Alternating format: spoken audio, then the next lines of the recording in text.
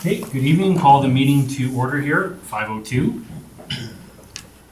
Just want to start by let everybody know we do have Councillor Wilhelm joining us online and Don Forden.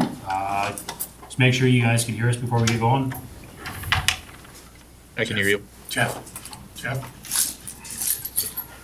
Yes, I can hear you. Okay, thank you.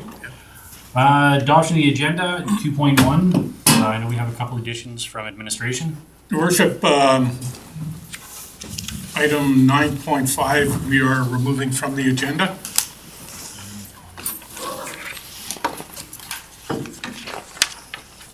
Item 9.10, Governance Priorities Committee cancellation for May 15th. Sorry, it should be 9/11, 9/10. We have for Assiniboine District Ag Society. 9/11, sorry. What is that called, sir? Governance? Governance and Priorities Yes, Committee. the May 15th meeting. cancellation.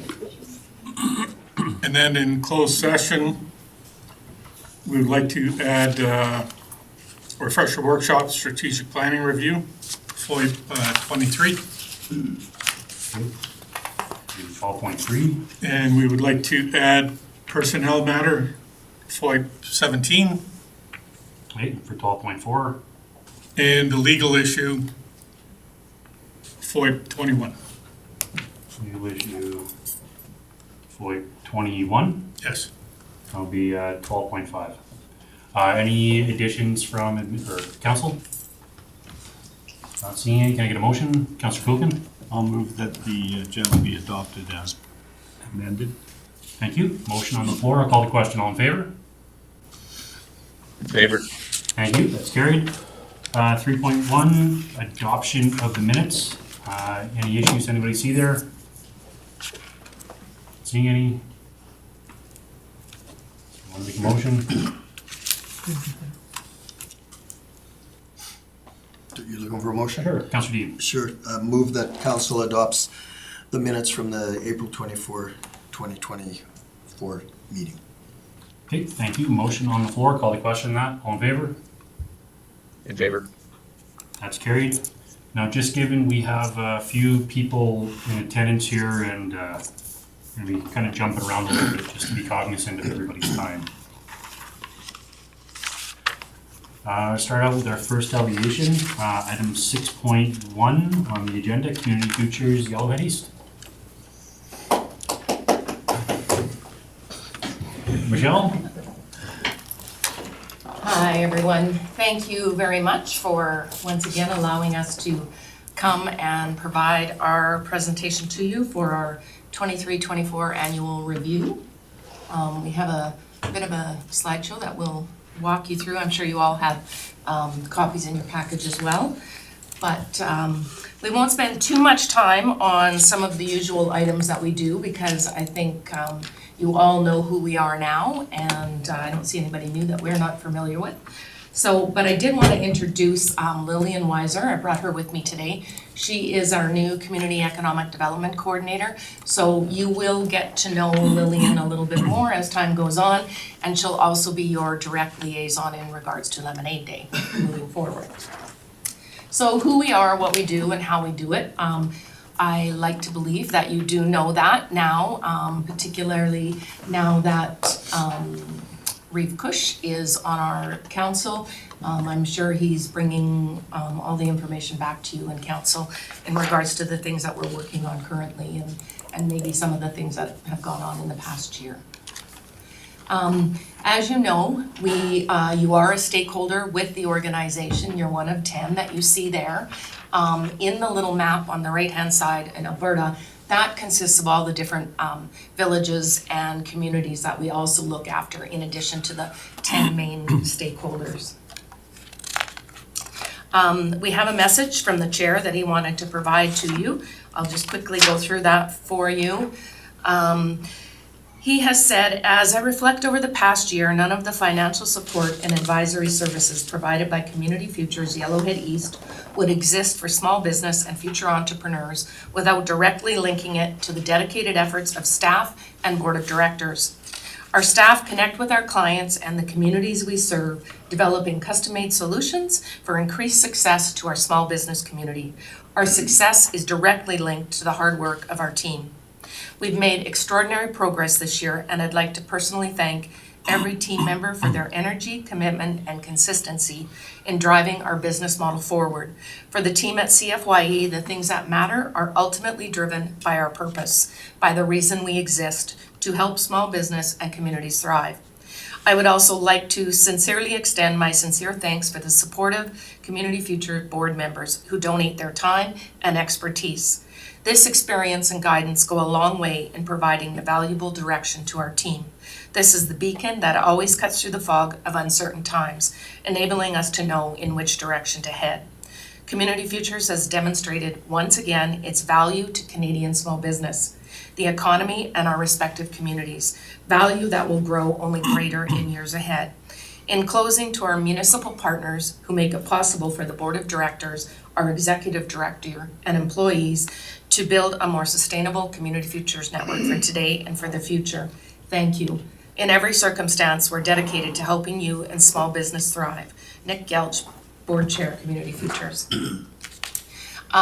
That really has never been more prevalent than it has been over the last couple of years due to COVID. I've really relied on the board to provide the direction and the oversight in terms of how we would work with our small business clients that were struggling the way that I'm sure you're well aware of. And as a result of that, the board chose to make board development a priority over the past couple of years so that they're able to look after development, sustainability, and accountability. So because they're accountable to not only their stakeholders and the public funds, but also to ensuring proper delivery of programs, resources, and supports available to the small business community. This slide here will just, it breaks down who our current board members are from the municipalities, as well as the number of hours that they have provided volunteering over the course of the last year. This position is really extensive, and it requires a number of hours and commitment from our board members, in addition to, of course, I'm sure the other committees that they sit upon. So they've also been very involved in taking training over the last year or two that have been provided, and I'd like to commend Dave as well for taking on some of that training as much as he's been able to. He was very diligent in attending a lot of that. In addition to that, we work towards succession planning of our board and the board training in terms of annual policy and procedures as well, and of course continuity. And this year we've also had the board chair has stepped up and sits on the Community Futures Network of Alberta board, which gives him a higher level understanding of the organization and the effects that it has not only throughout the province but throughout Canada as well. The other thing that the board has really gotten behind and continues to make a priority is developing the team. So we've spent a lot of hours as well over the past year taking extensive training, whether that's new staff members that we have coming in that have taken loan development training, project planning, things like that. As well, I have been taking my certification towards becoming an economic development officer. And that will continue being a priority for us.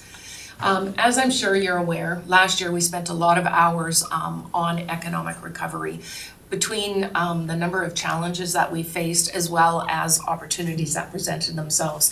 So some of the challenges that we faced were the Regional Recovery Fund deadline that the government extended a number of times over the past year in terms of when those small business clients needed to repay their loans in order to take advantage of either the recovery fund, the 25% forgivable, or then now going over to making regular payments, which of course has been a challenge for a number of our small businesses. But in addition to that, we were also very successful in terms of we applied for an extension and received extended funding for our digital economy program, as well as receiving funding from the provincial government to loan out to women entrepreneurs. I think probably the thing that probably interests you the most would be our economic and financial investment portfolio. So I just wanted to give you some numbers and share with you the results that we have over the past year. So in terms of economic investment from our regular lending portfolio, last year, over the course of the last year, we have provided $755,895 in loans, and we now have a remaining balance of $521. So the difference between the two are funds that we've collected back from our regular loan clients, and as a result of that, we've also increased environment or economic investment in terms of jobs created. So we had 17 full-time positions as a result of the loans provided and 10 part-time positions over the course of the last year. You'll also see that we broke it down for you in terms of diversification of sectors and the municipal impact and diversification as to where those loans from the last year were given out in the region. The Capital Growth Initiative is a pot of funding that we received from the provincial government. They invested $3 million in money being provided to community futures across Alberta. So each office was provided initially with $100,000. The board was able to choose how they chose to invest that into female entrepreneurship. The reason females were selected is because they were probably one of the hardest hit through COVID in terms of either having to leave their jobs and go home to look after kids and teach kids online, or it was entrepreneurs that had to start working from home.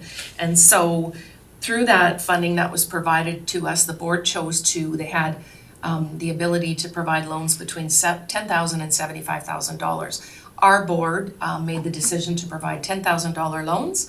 So we were able to help entrepreneurs, 5 female entrepreneur startups, 4 female-owned businesses either continue or expand their business, which also meant 8 jobs that were maintained or expanded and 5 new jobs created because of the $100,000 that we lent out. And then we received an additional $30,000. This program allowed women the opportunity to get these loans without any type of security, and they have 5 years to pay that back. The first 6 months, they were only required to make interest-only payments, and it was very helpful. In addition to that, if they pay back in that 5 years, they will get a 25% forgivable. And so we have collected funds, and anything that we've collected back, we get to retain to now put back into the same program in terms of female entrepreneur loans. The other area that we were successful in continuing to invest is what we're considering investing in the future, and so those are youth loans. Youth being now anybody under the age of 34. So over the last couple of years, we've been able to give out 2 youth loans, and this past year was one in ag value, which is an area that we know we aren't able to provide as much service as we'd like to. So we did provide a loan to a youth there that equates to 1 full-time and a part-time position and jobs being created as well. Here you'll see the graph showing where we landed in terms of the Regional Relief and Recovery Fund. So in total, we did provide $2,559,770,000 out in loans across the region under the Regional Relief and Recovery Fund. So this is a pot of funds that we are responsible for, but that are not part of our regular lending pool. So these funds are what the government provided us to give out to small business clients who again had until the end of January to make the effort to pay back 75% of what they borrowed in order to get the 25% forgivable portion. We were very concerned initially, which you probably would have remembered me alluding to last year when we came, but in actual fact, we were able to recover far more than we expected. So you can see what we did recover in terms of what was paid in full, which then alludes to the forgiven portion, and the remainder of that are clients that turned over into monthly payments. And so out of our roughly 80 clients, we have a dozen, I believe, that are now making monthly payments. Of that, of course, there are some that are struggling and not able to make those. And so what that's going to truly mean at the end, we don't know yet, but we're continuing to work with them. Yes, Al? Thank you. Would the people that would have utilized this funding, would have they qualified for the CEBA? No. loans? No? No. And so And this was their only source. Right, and so that's why this program was designed, is that a number of small businesses did not fit that criteria, and that's particularly sole proprietors, because they don't necessarily have a business bank account. And so we had a completely different set of criteria that a business had to follow and qualify for in order to get this. So that's also what made the challenge at the end of this, when so clients had until the end of January to know whether they were gonna get to take advantage of the forgivable portion. Some of those clients that may have been close to that but weren't quite there had the opportunity to apply for refinancing.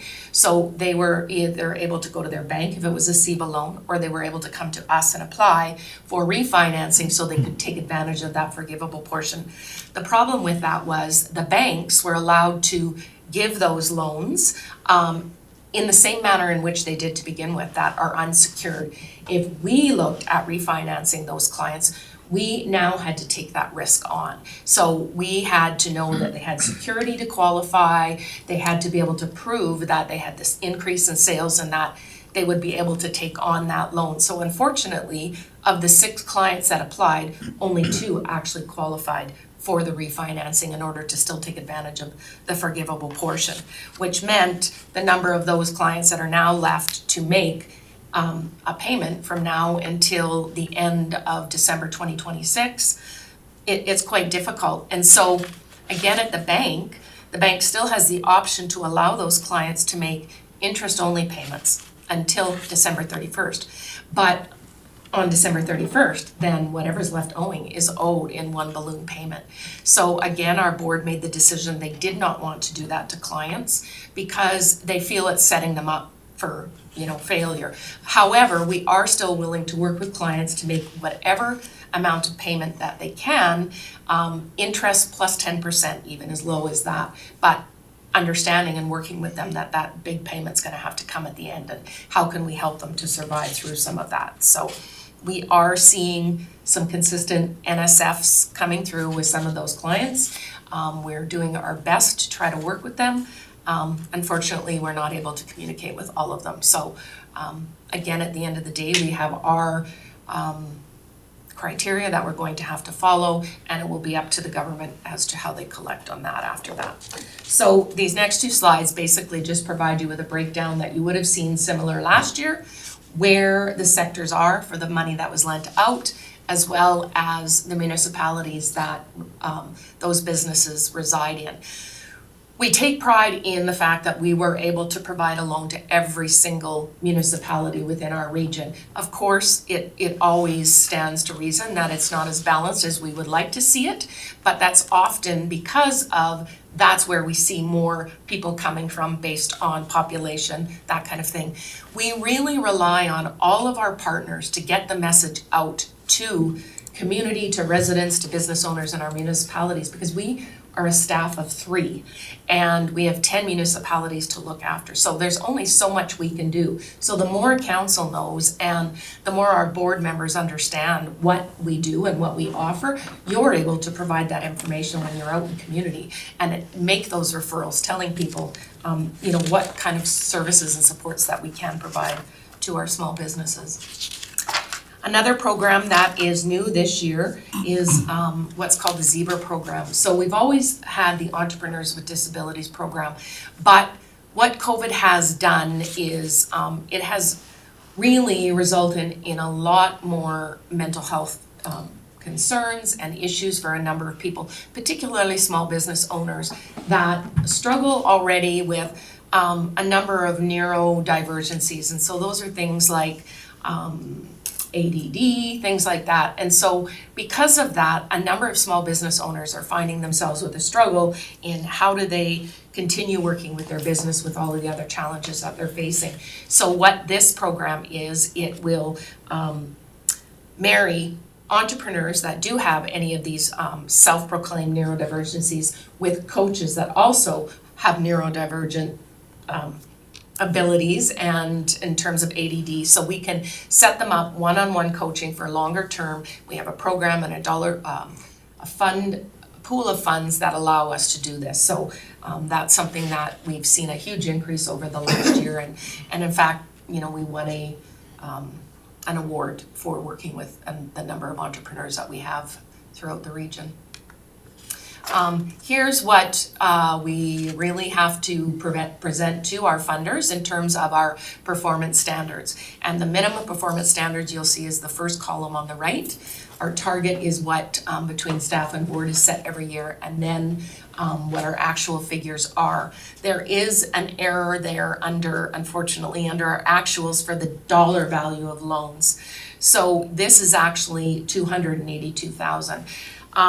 This is an area where we really struggle and the board struggles in terms of doing their due diligence and looking after the loan fund, because we often we are developmental lenders, so the clientele that we see before us are high-risk lenders to begin with. And so the board really has that balance between helping a developmental business and an entrepreneur get started, but at the same time managing that loan fund so that those dollars are there to provide after.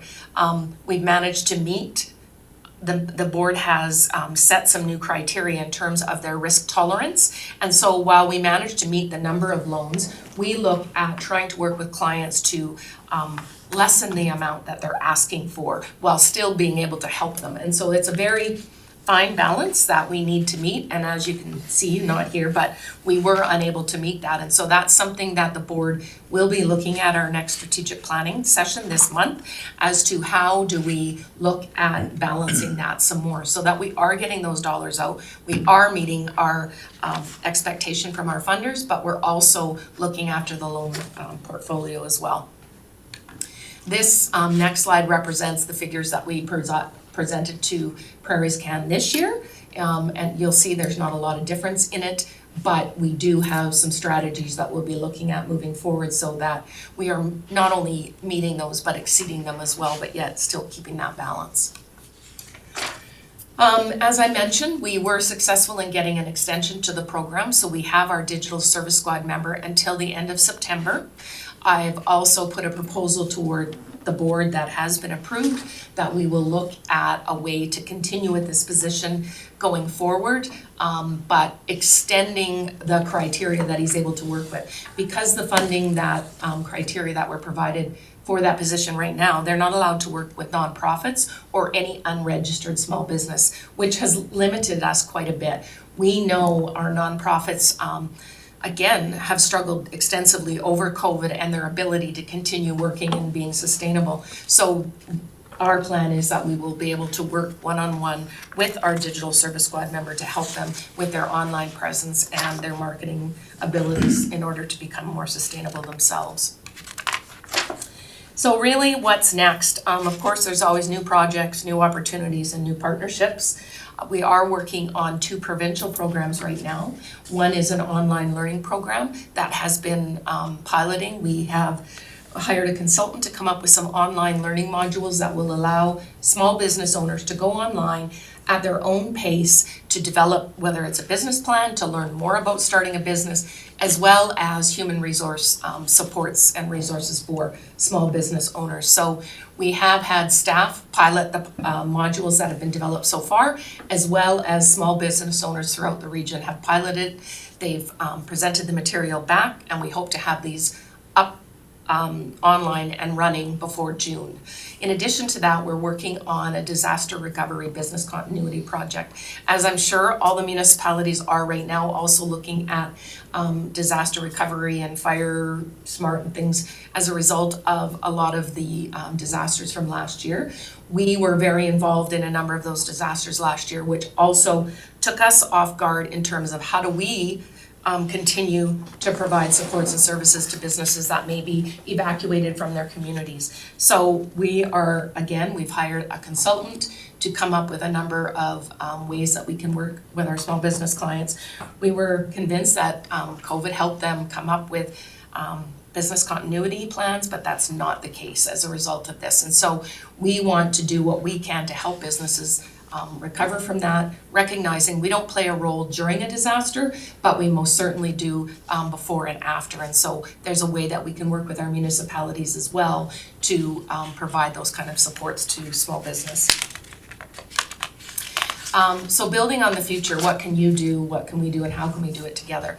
One of the biggest things that I can't stress enough on our board members and council is to really make yourselves aware and understand exactly what it is we do. Because we rely on you to get that message out there into the community so that more people know what we do. And that's even sharing back and forth projects that you guys are working on, any economic development efforts that you're doing, whether that's perhaps there's an opportunity to apply for grants together or to provide support letters for things that are happening there. We often have people look at the discrepancy between what's going on in Whitecourt and perhaps what's going on in Barrhead or Onaway. And a lot of it is because of relationships that are developed and requests that come forward to us, not necessarily the other way around. So please, if you have any areas where we can assist you, if we have the resources and the ability, that's definitely something we are looking to do. And, you know, it's so important that we continue with these partnerships and support each other as we go forward, because resources are limited everywhere you go. And here's just a quick graph of the number of businesses that we have supported and assisted in the last year, and you'll see they really are throughout the entire region. And other than that, and of course Lemonade Day, I know it's on your agenda later on. That's something that we continue and look forward to working with you as we go into this year. Yeah, if there's any questions, I'd be more than happy to answer them. Thank you very much for the presentation. It's a phenomenal group, and what you guys do and what that organization brings to development within our whole region, and you know, even outside of our borders and the other community futures groups. It's fantastic hearing some of the stories out of those training sessions I sat in. So Yeah. it is a great group. I would definitely encourage anybody to look it up and be part of. Any questions or comments from council? Councillor Coogan. Yeah, just, I was in Vermilion at a Connect Through Food Symposium and met with Penny Fox there and had a good conversation about, you know, how we can get involved in something like that. So it was really, we really made that connection, and it's a really good group, and there's a lot of things that we can learn from that. And look forward to us talking in the future.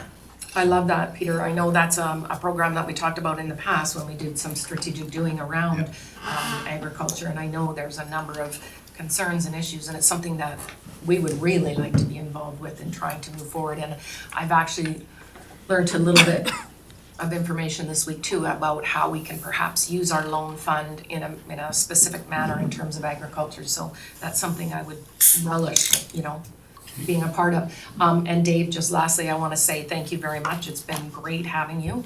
And I know how difficult it is and a commitment it is. And so that's something I also, you know, we're lucky when we do get a reef because you've got so many other commitments going, but it's if and whenever possible to have that consistent board member year after year. It is so valuable because it takes at least 3 years to really get a good understanding of how we work and what happens, and then that way we can succession plan as well. As you know, some of our board members will be up to leave within the next year or two. It's nice to have some experienced board members at the same time. So, Any comments, questions?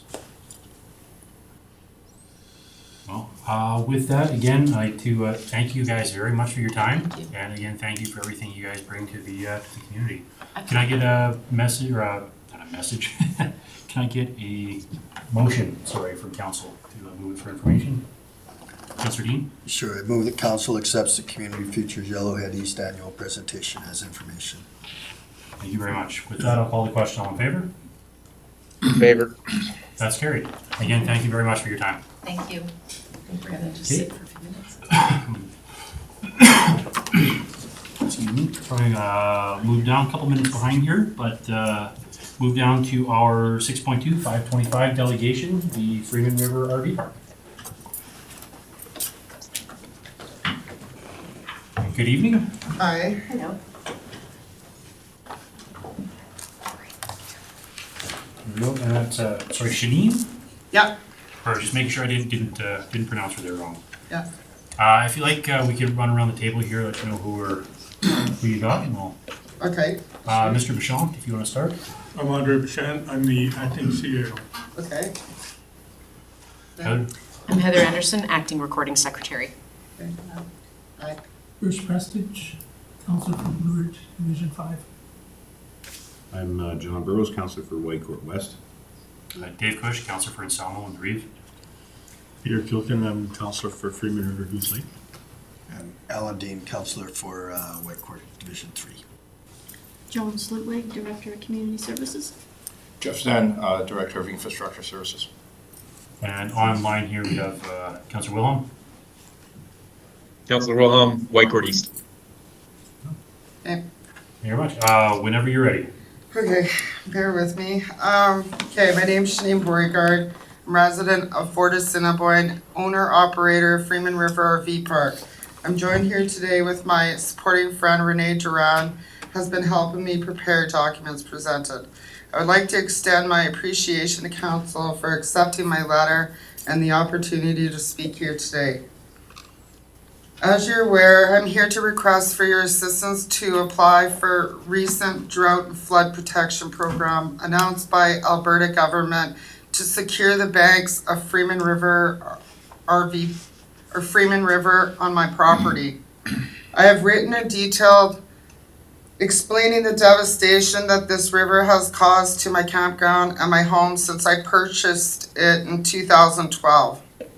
I have expressed the previous attempts for support throughout the years, the displacement of my family since June of last year, the destructive risks to our community, and the potential threat that the river could have on our surrounding areas. The Freeman River is now dredging through my property, only 180 feet to Highway 33 Grizzly Trail. If I could have you please refer to the photos on page 3 of my letter. At the top photo indicates the natural flow of the river when the water levels are normal. If you look at the back side of this photo, you can see the dirt and the gravel. The second photo shows the same viewpoint when the water is at higher levels. It's about 2 meters, indicating the force of the water that the dirt and gravel are trying to hold. Not successful. So the Athabasca River runs on an average about 2,600 meters, 2.6 meters, around Fort Assiniboine. The Freeman River in June of 2023 flooding reported numbers of 3 meters to indicate a comparison. I know this river well and I've monitored water levels and speeds for over a decade. If you could please refer to the map on page 4. This campground map truly indicates the dramatic loss of the acceleration of the erosion throughout the years. Most importantly, it represents the very close proximity to Highway 33 Grizzly Trail now, 180 feet. I have shown you photos in my presentation that demonstrate the water-filled ditches during the last flood. There was over 200 feet of my land lost in 2023 alone. This explains the urgency to secure these banks. When the flow breaks through the bush line, it won't have anything to turn back on. It will be heading straight for Highway 33. This is not considered overland flooding. It's dredging through straight at it, like a T intersection. If the bank is not secured, the next path will be Highway 33. The second map on page 5 indicates what needs to be done. The orange shown on the map represents a proposed gabion baskets to secure the banks. Gabions are 1 meter by 1 meter by 3 meters and approximately 10,000 pounds each once they are filled with rock. They are shaped like a wired toy box. You put rock in them, tie them close, and tie them together. In some areas, you would need to be stacked 2 or 3 high. They would need to extend approximately 1,500 feet along the river bank from point A to B. that rounds the banks on each end. I personally funded an attempt to secure this bank in the past, and I'm aware the full horseshoe will need to be lined with these baskets for a successful result. In preparation for my disaster relief program application, I've put countless hours into securing quotes and requesting guidance from professionals. The response from the DRP was that funding is not provided in this program for securing the bank. I have quotes from several local businesses, including environmentally friendly Edmonton-based Cascade for gabion baskets with geocloth. I have 2 quotes for rock to fill them, 3-inch rock. Wallace Brothers to provide the experience and the equipment and the proper environmental insurance for this scope of work. I've also been told that it can be as little as 20 days to complete. I'm willing to help in any way for this application. I can share the estimate, project plans, and any documentation that may be helpful in applying for the drought and flood protection program. From my understanding, they are accepting applications now. As you're aware, in my efforts to provide awareness, I have collected over 142 signatures from the residents of surrounding areas to show their support to armor this bank and save Highway 33. My hope is that you will apply right away, provide DRP with necessary permits to proceed, and to continue to support so I'm able to move my family back onto the property and build what I once had. I would just like to open up questions or if council is willing to respond. I'm sorry. No worries. Thank you very much for your time. Thank you. Questions, comments from council? Yeah, I guess,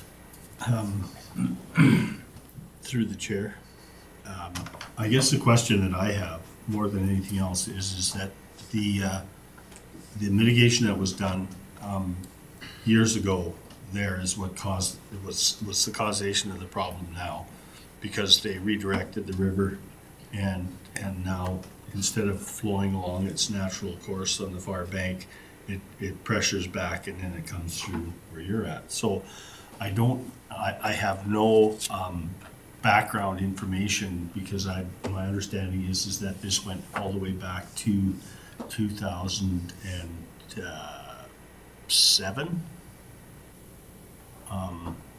Where Yeah, Wallace's, my neighbors, yeah. and it was in the 80s that they actually did the mitigation work.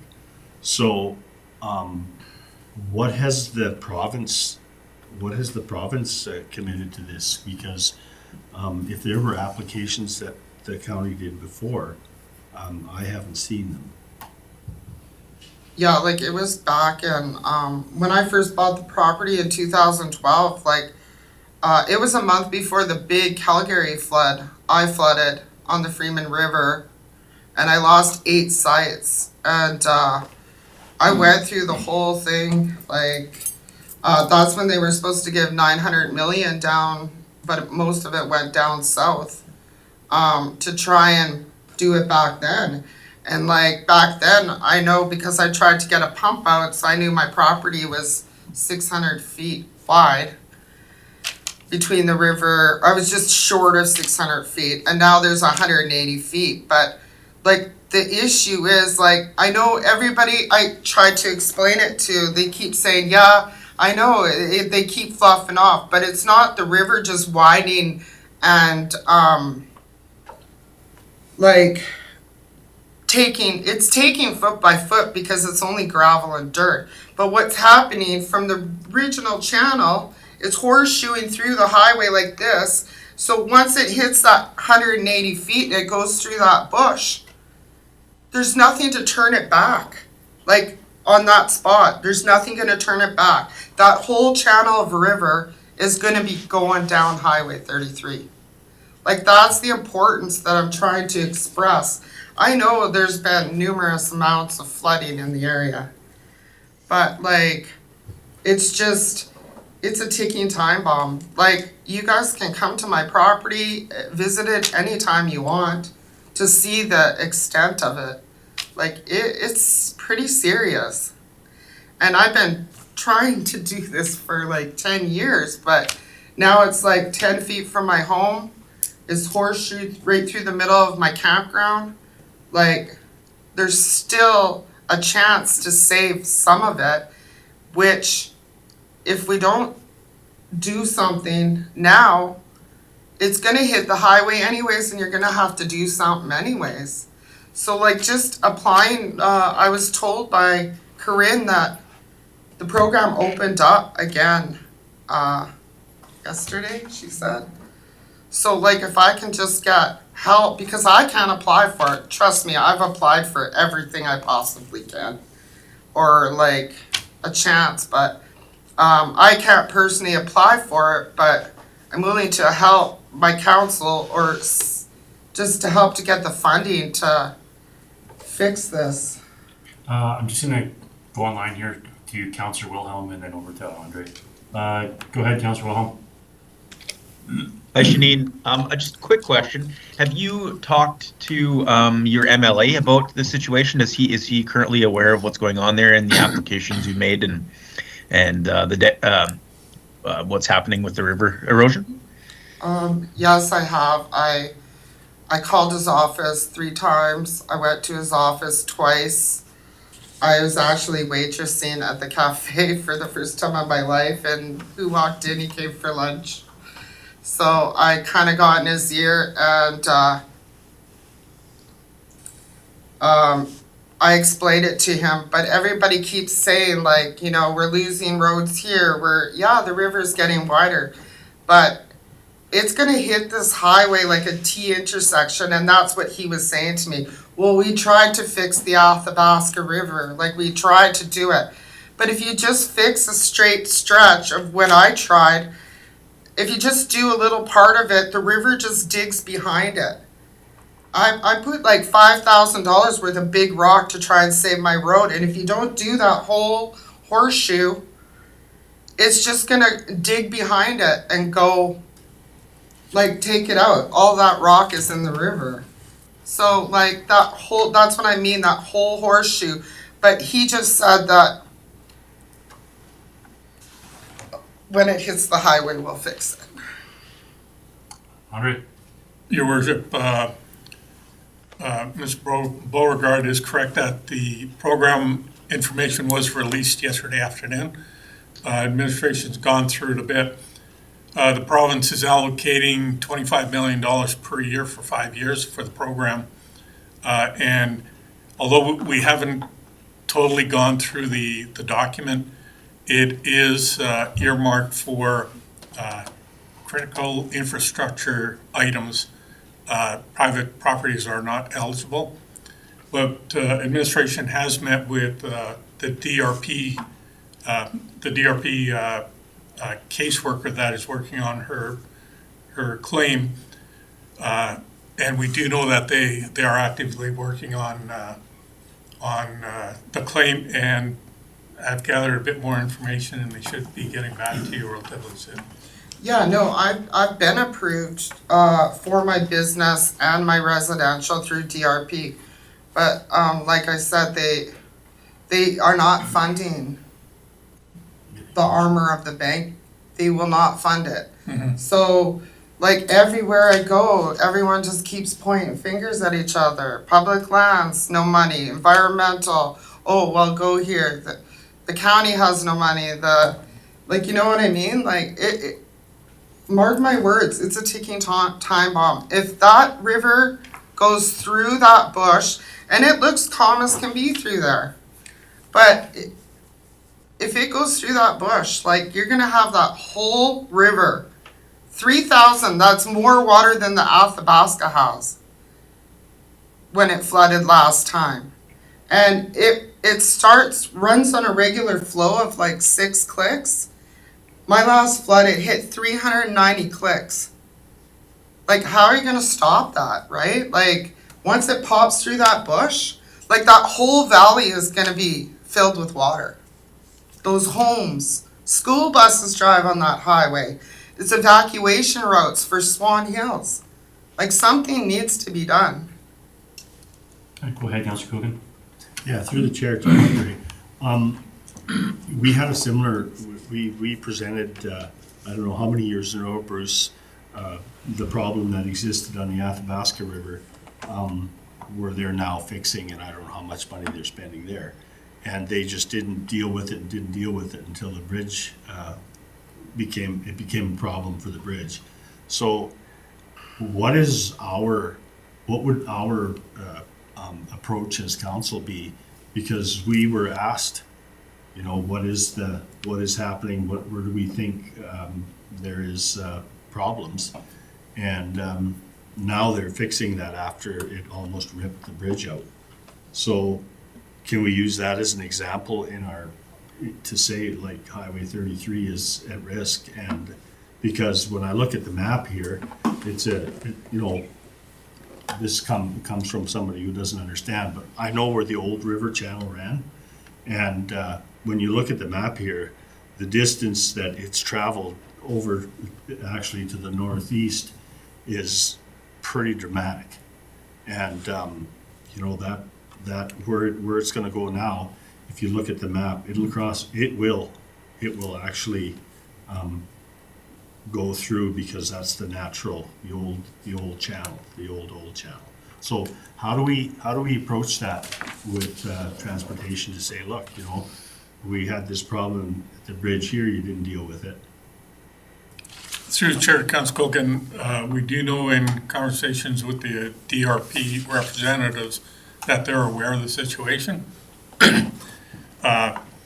As far as what council can do, I believe about the only thing you can do is talk to the elected MLAs, put pressure on them.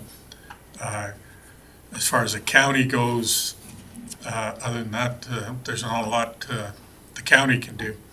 And we can't speak for the province as to when they would step up as far as the Highway 33 getting impacted. At what point would they step in? That would be their call. Councillor Burrows. So thank you, Mr. Chair. So through the chair, I normally am kind of, I think the most destructive force that we've got on the planet right now is water, and one of the toughest ones to divert is a river. But this, on page 23 of our package, 23 of 30, if you look at that, there's a cross section of giving the elevations above sea level and where the current 2023 riverbank is and where the river park is. That is all downhill to the highway. And then through the highway, it's all downhill for another 700 meters, and then that's the low spot, would be out at the 1,000 meter mark on the profile. And I mean, I guess if you just keep pushing, it just keeps getting lower and lower the further you go. So in reality here, the province is either going to be building a multi-million dollar bridge over this thing, or they're going to be pushing to move this river or keep it on the other side of the highway. This seems like something we should be advocating for. While I appreciate that the DRP is supposed to deal with the private property, we might be able to kill two birds with one stone, but I'm not sure. This is at the very least something we should be talking with the province, and I know we have a recommendation to accept for information, which is, I think we should at the very least be writing a few letters and contacting infrastructure, wildlife, and trying to, because I think Minister Dreeshen can understand, like, and especially this is an Alberta generated report in 2023, so they're aware this highway is coming out. Mm-hmm. It's only a matter of time. Yeah, like I've had 7 officials, like transportation, everything, like back in the day, and it just seems like they're just waiting for it to hit the highway. But like that little trickling river is a raging lunatic. Like It's got power. It's like, it's crazy. I don't understand why they're gonna wait until it hits the highway. And right after I flooded, transportation was supposed to come out and have a look. And then Sheldon, they didn't, within that week. And then Sheldon, your safety, Director, yeah. yeah, he had told me, I said, well, when, I phoned him and I said, when is transportation coming out? Because everybody says it's transportation or whatever. And they said they're not coming until it hits the highway. And it's just sad. Like, it's so sad that this, like, even in the beginning, like 10 years ago, I've been fighting this for 10 years. Like, it's just crazy. I definitely agree. If we can paint a picture for the province for a couple of the ministers and include our MLA up there on it as well, and try to paint a picture that's more proactive instead of reactionary, because like you said, the costs now will be minuscule to what it would be later on if we have to replace highways or bridges or anything else in order to be able to continue on the traffic route they're on. So I do agree with Councillor Burrows. We should be making a couple motions out of here. Councillor Prestige and Councillor Foden. Through the chair. I totally agree there's, something has to be done there. But dealing with the province is not easy. Like the Athabasca Bridge, we had Alberta Transportation come to council and we could see it was gonna take out a lot more land. It's taken out probably 150 feet of the bank. Just before Blue Ridge there or on the Freeman? Athabasca on the north side. Okay. Yeah, I've been watching that, So seeing what they're doing. they Like, actually told us it wasn't going to be a problem. And I explained to him, I said, if you wait, it's gonna probably be 10 times the price to fix it than it is if you did it now. And they said it's not a problem. Well, now they're spending 10 times the price of what it would have been. So it's, I feel your frustration, but we have the same frustration. yeah. And like back in the day, I even had environmental in there. Like, I can show you guys all this stuff. So they did a whole report on the river, everything, about the log jams and everything. And then they said it was a go, and we were cheering. And then they said, yeah, the cheapest fix is 1.2 million. And they're like, they wanted me to fund it. And I'm like, if I had that kind of money, like, I wouldn't even be dealing with you guys. Like, I would be trying to get it fixed. And that was like 10 years ago. Like, they determined that it needed to be fixed. And now it's 10 feet from my home. My business is pretty much cut in half. And like my house, it probably has about 8 acres. The river's probably taken about 8 acres, and there's probably 8 acres on the other side, which I have no access to all those campgrounds on that side. So, sorry, Councillor Coolin first, and Councillor Rose. Yeah, I think, I agree with what you're saying, John, and there is, when you look at the map on page 21, I believe, is you can see where they did the original mitigation to keep it away from Highway 33. And that's where that is now is, so there has been a precedent for them to protect that highway. So, They did let me in 15, I think it was. I did get the permits, Water Act, to trench the original channel out. I wasn't allowed to get the water to come through. It saved me for about 6 years. So it was the original channel, and then when the water would come up, it would shoot straight through, and it took the pressure off that turn, that horseshoe. And then now, of course, the last flood or whatever, it log jammed again, so now it needs another 100 feet. But yeah, that saved me for 6 years, and I funded that myself and did all the work back then to get, like, I know it's a lot of work, but like, we don't have time. Like, I lost over 200 feet in the last flood, and we got 180 feet left. So the next time the water comes up, like, I wouldn't be surprised if it, like, you know, it's either we, so like, I'm a little confused, like, with this program, the drought and flood thing, you're saying that I'm not allowed to apply, like, you guys can't even apply for me because I'm personal? Correct. Oh, boy. Councilor Burrows? Yeah, and it's part of the process, so they won't do mitigation on private lands, but they'll do mitigation for infrastructure, so it's gotta be really expensive to make it worth the while, I think is the idea. And I know that's frustrating. What I wanted to ask administration is, so the remapping that was done in 2014 in the floodway, was this identified originally in 2012 or whatever as floodplain, or Through and the, then did it get caught in the remapping? through the chair to Councillor Burrows, the Freeman River has never been mapped as far as a flood hazard assessment goes. So, okay, so there is no floodplain, so we don't have any floodplain at all around the Freeman River. That's correct. Okay. So there's no What does that reasonable mean? way that the owners they wouldn't have something to look at and say, well, I'm in a floodplain.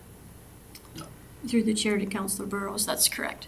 Okay. And under the land use bylaw, in an instance where there isn't an area that's been mapped for that flood hazard identification, and a developer comes forward, it becomes as a condition of whatever they may be looking at, that they would have to have that engineering done and that mapping done in order for us to look at an application and determine what that elevation is. So they would have to have an engineer determine what that elevation was. Okay. Then I guess what ministries would be disaster recovery comes through environment or through municipal affairs? I'd have to follow up on that. I don't know off the top of my head. So we'd be looking at environment, transportation, 2 MLAs, and MLA Van Dyke and MLA Long, and who else? Transportation minister. Yeah, administration and Didn't I say transportation? Public lands. and Minister Schultz. Mr. Schultz? And Mr. Schultz, yep.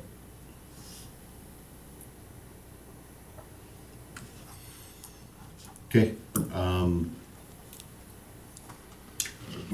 to the beginning here. So I guess with that, we'll just run out of time here now. So I'd like to thank you very much for your presentation. I know it definitely wasn't easy for you coming and giving this to us, and we definitely understand where you're coming from on this, and I'm sure everybody around this table here can see the need for wanting to protect Highway 33 and the property in between, and trying to see what we can do before it becomes a reactionary endeavor instead of something proactive. So hopefully, I think we're going to be doing this in a couple motions. We can at least try to get a little bit of support behind it, and maybe we can get the ear of the ministers and try to help us along too. Awesome. That's all I can ask. Yeah. All right. And thank you very much. With that, I guess if somebody wants to make the first motion to accept the presentation, Councilor Rose. Yeah, I'll make the first motion that council accept the Freeman River RV Park presentation as information. That motion on the floor. I'll call the question. All in favor? Oh, as it noted, looks like Councilor Wilhelm has dropped out there. That one's carried. And Councillor Burrows? I think Councillor Brett Kulkin had his hand up, but Yeah, I'll make a motion to direct administration to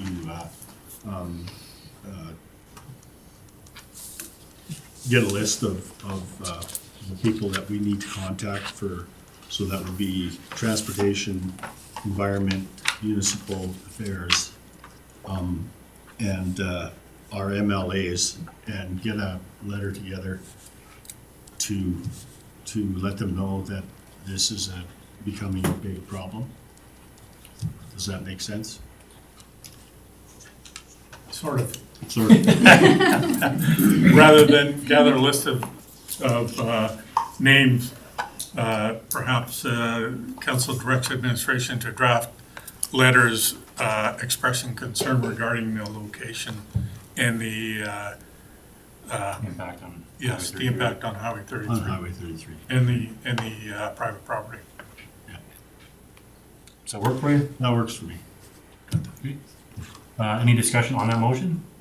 and sorry, just a Councillor Rose? friendly amendment, maybe we can add to, or just make sure that it's in regards to mitigation, under the current program.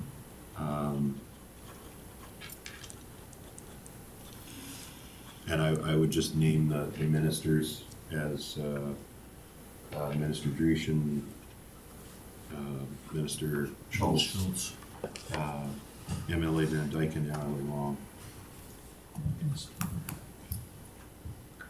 And I don't know about Minister McIver. Because we haven't got clarification which one that's through yet also for the program. Yeah, whoever's handling the disaster, and I thought that was municipal affairs, but. Go ahead, Andre. Through the chair to council, once we identify all the pertinent individuals, we'll send out an email informing council. We'll get the letters drafted for the re-signature. Okay. Thank you. All right, so motion on the floor. Heather, you got the motion? I think so. Okay. I'll meet. Can we read the motion? Direct administration to draft a letter of the impact on Highway 33 and the private property in regards to the mitigation under the current program. And administration will gather a list of relevant ministries and MLAs that it would go to for Reeves' signature. Sounds good. Yeah. Okay, see Councillor Wilhelm is back with us. With that, I'll call the question. All in favor? In favor. There you go. So that one's carried. Perfect. Thank you again for your time. Thank you very And much. hopefully we can maybe catch the ear of the province here for you and help you out. I hope so too. And good job on the presentation. Yeah, Thank really you. great presentation. All right, Mr. Roach, we're gonna jump over to you next here. Lemonade Days.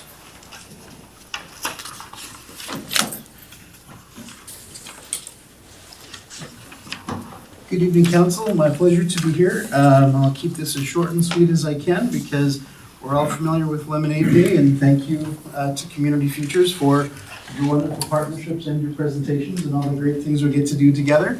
So we get to add this event to it. Lemonade Day was approved as an expenditure in our council budget this year for $750, so that helps us to cover the cost of the Local Entrepreneur Award, as well as make some money available for renting training venues and doing some advertising and all of that. So the recommendation in front of you is to designate 3 judges as Woodlands County judges for Lemonade Day, and there is a very intensive lemonade judging training program. I'm kidding, it's just always fun. Okay, I do have a quick question for you, Mr. Roach, when it comes to Lemonade Days. For applicants or children or such getting involved, what does the process look like? Is there anybody who might be looking or watching this, or how does that process? So to my knowledge, I don't think we've had anybody from Woodlands yet, and we are a little bit behind the 8 ball in the advertising. The deadline, I believe, is next week, right, for registrations? That is sometimes extended, but we'll certainly do our best to reach out. We are suggesting Blue Ridge as the location for this year. And the education components can both either be in person or online. The advantage of the program and the key focus of it is to help us to build young entrepreneurs. So it does, through the training and the registration part of the program, it does walk the individual and their family through that entire process of developing a business plan, getting a permit, selecting a location, building their stand, figuring out how they have an opportunity to keep some of the profit for themselves, pay back the loans and the input costs, and then to save a little bit aside for donations to charity. So it really is an in-depth kind of a program. I'm not sure exactly about putting a number of hours on it. I mean, it varies from family to family, but there's actually an article on Global News this morning where they actually were talking about Northern Alberta Lemonade Day, and we do have some families that have participated in the program for successive years. So there is a bit of a process and a little bit of work for families involved, but it's all about fun and learning to be an entrepreneur. And again, just as far as the process, we'll say if it's happening to see this community, Whitecourt or whatever, the process is fairly standardized across all, or they're kind of, you know. No, that's my understanding is it is a standardized process. There is a Lemonade Day portal, but in regards to getting the development permit, then you have to come into the county office or the local municipal office proper. But that's where we work with our partners with Community Futures to get everything running as smoothly as we can. Okay. Councillor Prestige. To the chair, I will put my name forward as a judge. Okay. I will definitely put my name down as a judge as well. Is there any other councillor? Councillor Hogan? So we have three. Nikita? Oh, Councillor Wilhelm, I see you got your hand up there. Yep, I'll volunteer for it if there's still a spot available. June 15th is Lemonade Day, and so we do need the judges available for some time on that day. Yeah, I know we got three. Well, if we can put 4 so we have a backup in case something happens, because I know we end up usually I think that's probably pretty fair, and I mean, we don't usually want an even number of judges, but I'm sure you'll find a way to agree if all 4 of you participate. Yeah, no, I know that we've had times where we end up, things happen on the day of and we run short, so I'd rather have the extra volunteer than be short this time. Somebody want to make a motion to Councillor Prestige? I've judged on this, I think, every year that we put it on. And it is amazing how these young kids come up with, their imagination is incredible. How they do their mixes for the lemonade and their strategies to outsell everybody else. And it's just a wonderful event. Okay. Can I get a motion to accept the 4 councillors for judging? Councillor Prestige. I'll make a motion that council designate Councillor Prestige, Councillor Kuhlken, and Reeve Cooch, and backup would be Councillor Wellen. Perfect. Motion on the floor. Any discussion on that motion? See any, call the question, all in favor? In favor. And that one's passed. Thank you very much. Thank you guys again for your time there, Michelle. William. You get one more here. We can set Dawn free if we need to. Appointment of inspectors, 9.2. Mrs. Gordon. Good evening, Council. The RFD in front of you is for the appointment of our inspectors through the Weed Control Act and the Alberta Agricultural Pests Act.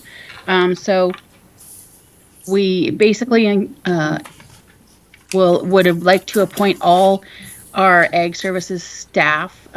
Basically, that way we have enough inspectors to do to provide the service levels that we have committed to. They will be cross-trained both in the Alberta Weed Control Act as well as the Agricultural Pest Act. And this is for our weed inspections as well as we do our clubroot inspections, black leg inspections, those kind of various inspections that we take part in throughout the season. So with that, I'm requesting a appointment of myself, James Aiken, Sherry Callahason, and Kiera Kramer as our municipal inspectors for this season. Okay, thank you, Don. Any comments, questions from council? Councillor Coulton?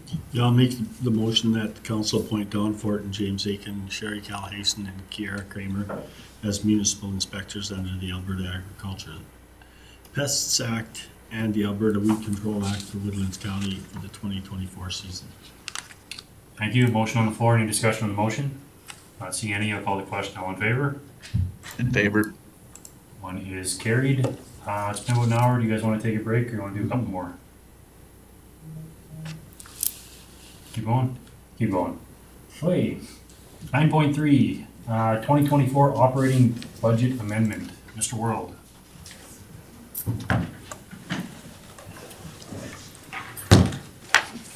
Your Worship, members of council, thank you very much for having me tonight. So we discovered when we were, after our budget presentation, last council meeting, that we found some changes to the budget that came in after the fact. One was our auditors made a correcting entry in our financial statements, and we received the ASF final letter of intent, and they both came in a little bit different than our original estimates.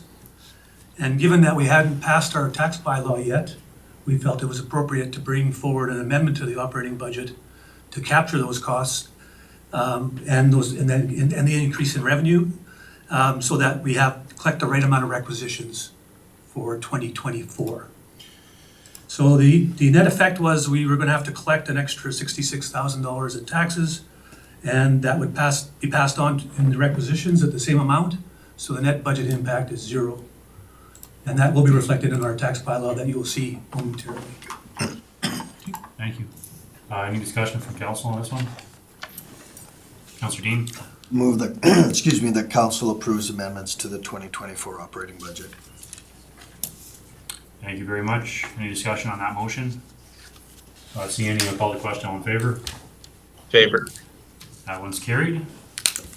What do we got? Okay, now following this one, Mr. World, back up to 5.1, the tax bylaw. So pursuant to the MGA, council must pass a tax bylaw annually. This template that we use conforms to the Alberta Municipal Affairs methodology and the tax rates that must be imposed as directed by section 354.1 of the MGA. There's a typo on here. It says adjustments to the adopted 2023 interim budget. That should say 2024 interim budget that was approved in 2023. And we had those the adjustments approved on April 24th.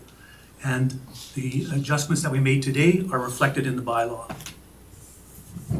Again, I think we mentioned last year that the police costing that is in our budget is not a requisition. It is paid directly to the province. And so our total taxation to be generated is $31,170,296, with requisitions being $6,084,928. So the balance is for municipal purposes. I've also attached a couple schedules for your review. Schedule A is, you've seen it before, it's from Accurate Assessment's presentation, just in terms of growth of assessment. And I wanted to point out, two key components. You see residential has grown by about 6%, non-res about 2%. So I've had some examples in terms of tax increases on the next two schedules, but that will show you why they're different. Non-res had a much lower assessment growth. So in Schedule B, I took an average assessment of $250,000. That was based on, I looked at all the occupied properties in Woodlands County, and it came out to about $260,000 was the average assessment. So obviously there's some much higher, some much lower. But I used $250 for that purpose. And then I increased the assessment 3%, 6%, and 9%, based on the fact that Accurate Assessment actually provided us some details and that we do have ratepayers in all three of those categories. And then I looked at the municipal mill rate, the school mill rate, and the seniors mill rate, and the impact of the changes on those mill rates.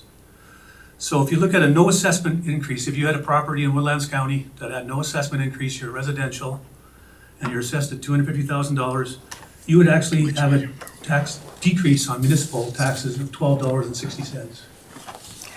Your increase on school would be $62, and your increase on seniors would be 10.73, for a total increase of approximately 4.2%. So that's no assessment, same assessment as you had last year. You're gonna see a tax increase of 4.2%, a negative municipal tax increase of 2%. And as you go up and add assessment, so if I looked at the 6% assessment level, because that's what the average property went up in Woodlands County, you can see that the total increase in taxes are going to be close to 10.5% when you add in the school, seniors, and the municipal portion. We did keep the total municipal taxes as per council's direction at 3.1%. It ended up 3.1% instead of 3%, but rounding kind of took us to 3.1%. And so a large portion of this is really due to the school taxes going up. And a similar on Schedule C, you'll see similar information for a non-residential property, but much lower impact to a non-residential property just because of their assessment growth. Because they've had an average assessment growth of 2%. If you went and looked at the 3% area, they would only see a 3.4% increase on average. So it's not as big a hit for non-residential, it's a larger hit on residential. And I can explain a little bit around why the school taxes went up so significantly. So school taxes are based on equalized assessment. We get a levy from the province, tells us how much to collect. And what the province did in 2024 is they used the same tax rates as 2023. They say they froze the tax rate. But they kept all the assessment growth for all municipalities and taxed that growth. So for us, it was about 9% tax increase on the school side across the county. A lot of municipalities are facing this exact same thing. A majority, and especially rural municipalities, are seeing increases higher than that in some places. And if you just read the paper or look on your phone, you'll find that there's many municipalities highlighting this fact that the school taxes are going up significantly. You might have saw that the town of Whitecourt did not have a significant tax increase for residential school taxes, but that's because they didn't have any equalized assessment growth. So we had 7.2% assessment growth on residential properties. So it's directly taxing it at that same rate as last year. That's a straight 7% increase for the average resident in Woodlands County. So that has all been reflected in the bylaw. You can see by the mill rate for municipal purposes, I will point out because the last few years we've been increasing the mill rate by 3%. You'll see the mill rate in the bylaw is 3.2558, which is down 1.52% from last year to reflect the difference to get to 3.1%. And overall, I really don't have anything else to pass on in terms of the mill rate bylaw unless you have any questions about it specifically. But the recommendation is that council gives first, second, and proceeds with third reading of the bylaw today. Thank you. Councillor Dean. Through the chair, so I'm happy to make a motion for first reading, but before I do that, I just wanted to point out what I'm sure everybody's seeing, that upwards of 80% of the increase on a tax bill is because of school. Andrew's done a really good job of informing us, making us understand. I think it's our job now to make sure the residents understand that when they get their tax notice and they're paying more, it's not coming from the municipality. So we need a strategy to get that information out. I second that idea. Like Mr. World said, there's other municipalities who are already showcasing that. I feel we need to be able to showcase that as well. Councillor Rose? Yeah, I've been talking about that for, I don't know, 4 years now. Trying to get that information out as well. And now that we have this I'm gonna pick on something and play a little bit of politics with it. Mr. World, I hope you'll play along. You said that the police payment was not a requisition. So let's play devil's advocate here for a minute. What happens if we don't pay the school requisition as a municipality? If we just don't transfer the money to the province? Through the chair to Councillor Burrows, I would assume that if it was, I would be no longer in my position anymore. Okay, what would happen if we didn't pay the bill for the police? Through the chair to Councillor Burrows, we would probably get a phone call from the province that's asking why aren't we paying their bill? And I don't know what they would do in terms of repercussions. Well, it walks like a duck and it talks like a duck and it sounds like a duck. It sounds like a requisition to me, and I think it's important that people understand that we can't put that on the tax notice as this increase, and we can expect, well, we know that we're going to see a significant increase in the police funding model. Ray Charles could see that coming, and it's so frustrating that they won't let us break it out, so that at least we could illustrate that to people. But maybe we need to have a conversation about that at a later date. So, and I just have one quick question. So on the mill rate, we're doing 3% in revenue generation this year, not 3% in the mill rate, correct? Through the chair to Councillor Burrows, it ended up being 3.1% tax revenue. And I will point out that I did look at the recovery plan, and the plan was based on 15% of tax revenue in 5 years. Mm-hmm. It was based on 50% tax revenue increase, not mill rate. Right. So because the assessment in the model was left flat, it Flat. went 3, so you saw 15, but had the assessments gone up or down, it might have been 7 1 year to the next, and to make up for the assessment. You're correct. Okay. And so the 3% then that we're seeing is just to make up for the school requisition and Through the chair to Councillor Burrows, the 3% on the municipal side is what's in the recovery plan. So we're following the recovery plan for 1 more year. So those funds will leave us in a position where we will, I will have a report later for you based on the year-end financial statements, but we've already achieved the recovery plan at the end of 2023. But that 3.1% increase was part of the recovery plan. That was always the plan for 5 years. well, in revenue. Yes, and only in revenue. Right. Okay. I'm just trying to get my terminology straight. Thank you. Councillor Dean? Make a motion that council gives first reading to bylaw 614-24, 2024 property tax rate. Thank you very much, Councillor. Any discussion on that motion? Not seeing any, I'll call the question. All in favor? Favor. That one's carried. Councillor Prestidge. I'll make a motion that council give second reading to the bylaw 614-24, 2024 property tax rate. Okay, thank you. Call the question. All in favor? In favor. That one's carried. Councillor Kuchen.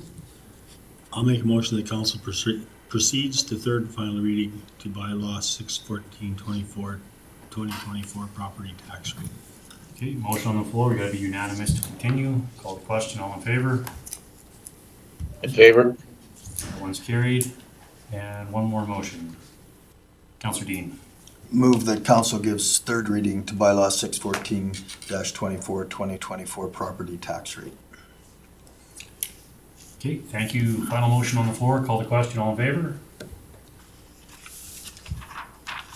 In favor. And that one is carried.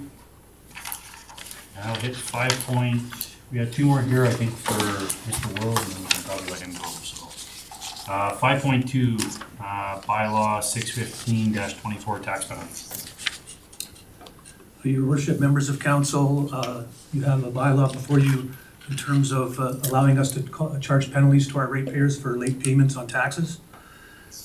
As per past practice, it's a similar bylaw in terms of 6% levied on current taxes on June, or business day of July and first business day of September. and 6% on arrears on those same days. I will point out that we've called it, we've changed the name of it just to this actually doesn't reflect what we called the bylaw. We actually changed the name of it just to penalty bylaw. This is an old version. I have an old version. I think it says penalty bylaw on there. This says penalty bylaw. Tax penalty? This tax penalty bylaw.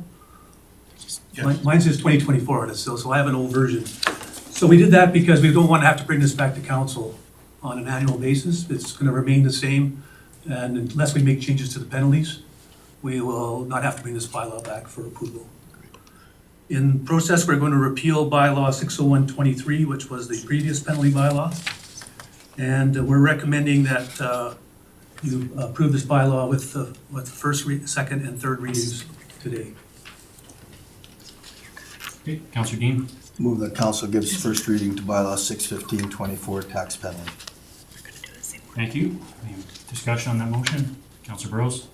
Yeah, and I, just more than anything, I wanted to ask the question, does the 6% penalty tie to any cost on a late payment? Is there, like, where does the 6% come from? I know it's kind of standard, but.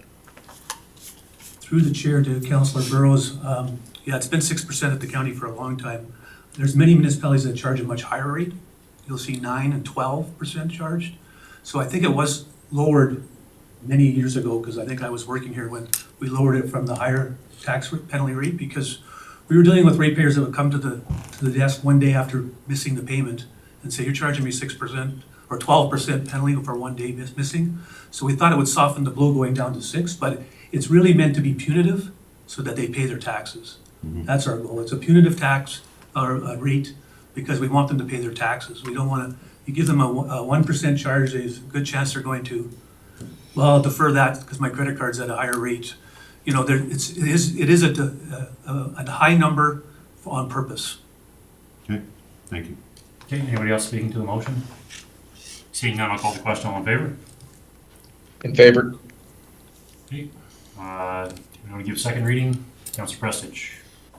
Make a motion that council give second reading to bylaw 615-24 tax penalty. Okay, thank you. Call the question. All in favor? In favor? That one's carried. Third motion. Councillor Coogan.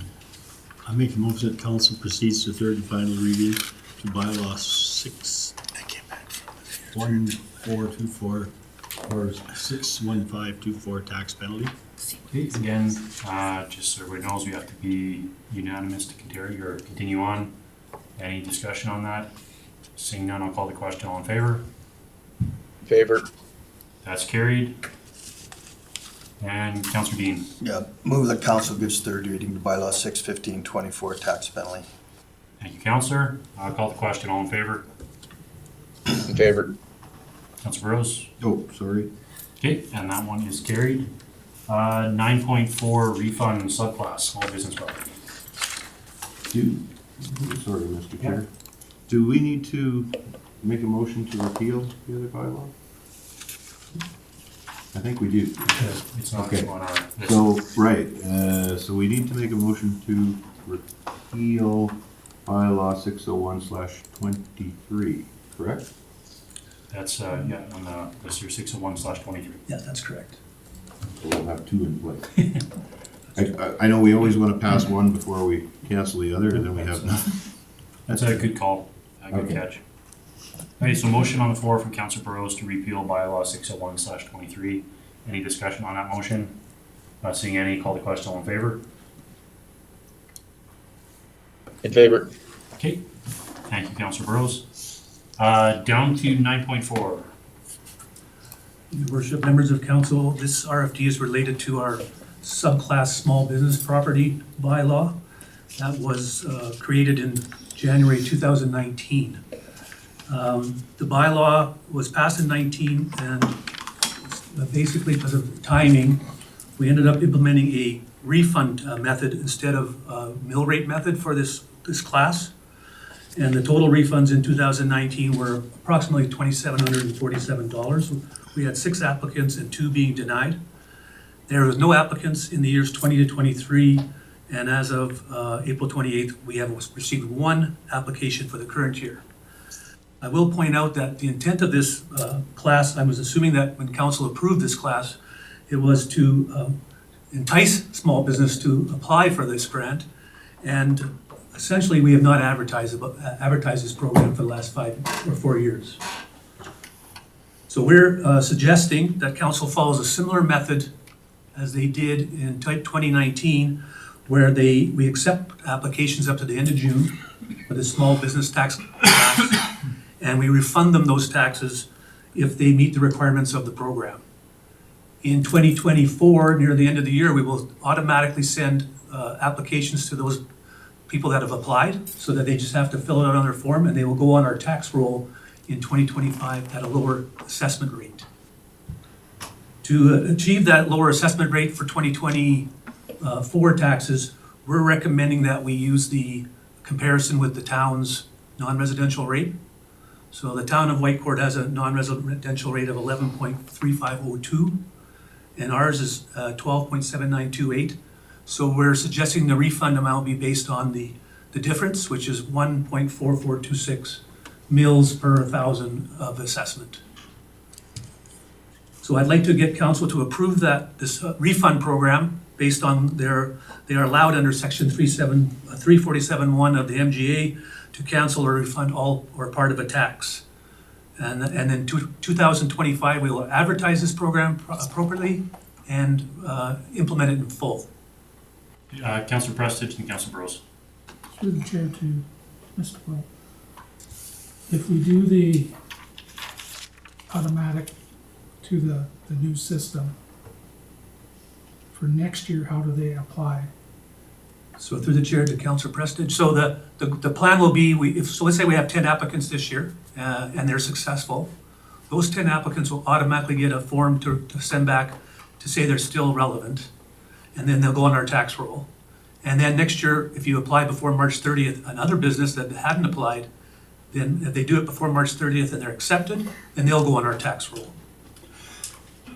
Councillor Burrows. So back in 18, when we were trying to get thank you, Mr. Chair, sorry. Back in 18, when we were trying to get this going, I brought this up, and we had some applications in the first year, and the reason that you didn't see any applications in the previous years is because I went to our current CAO and I asked him, are we doing this anymore? And he said, no, it's not available anymore. And you're telling us that we still have this bylaw in place, so we lost out on, what, 4 or 5 years worth of and that's extremely frustrating. I really appreciate you bringing this forward to us. In the fact that the bylaw is still intact. I continue to support a bylaw like this, especially when it tries to equalize between the town and the county and try and be a little more business friendly out there. So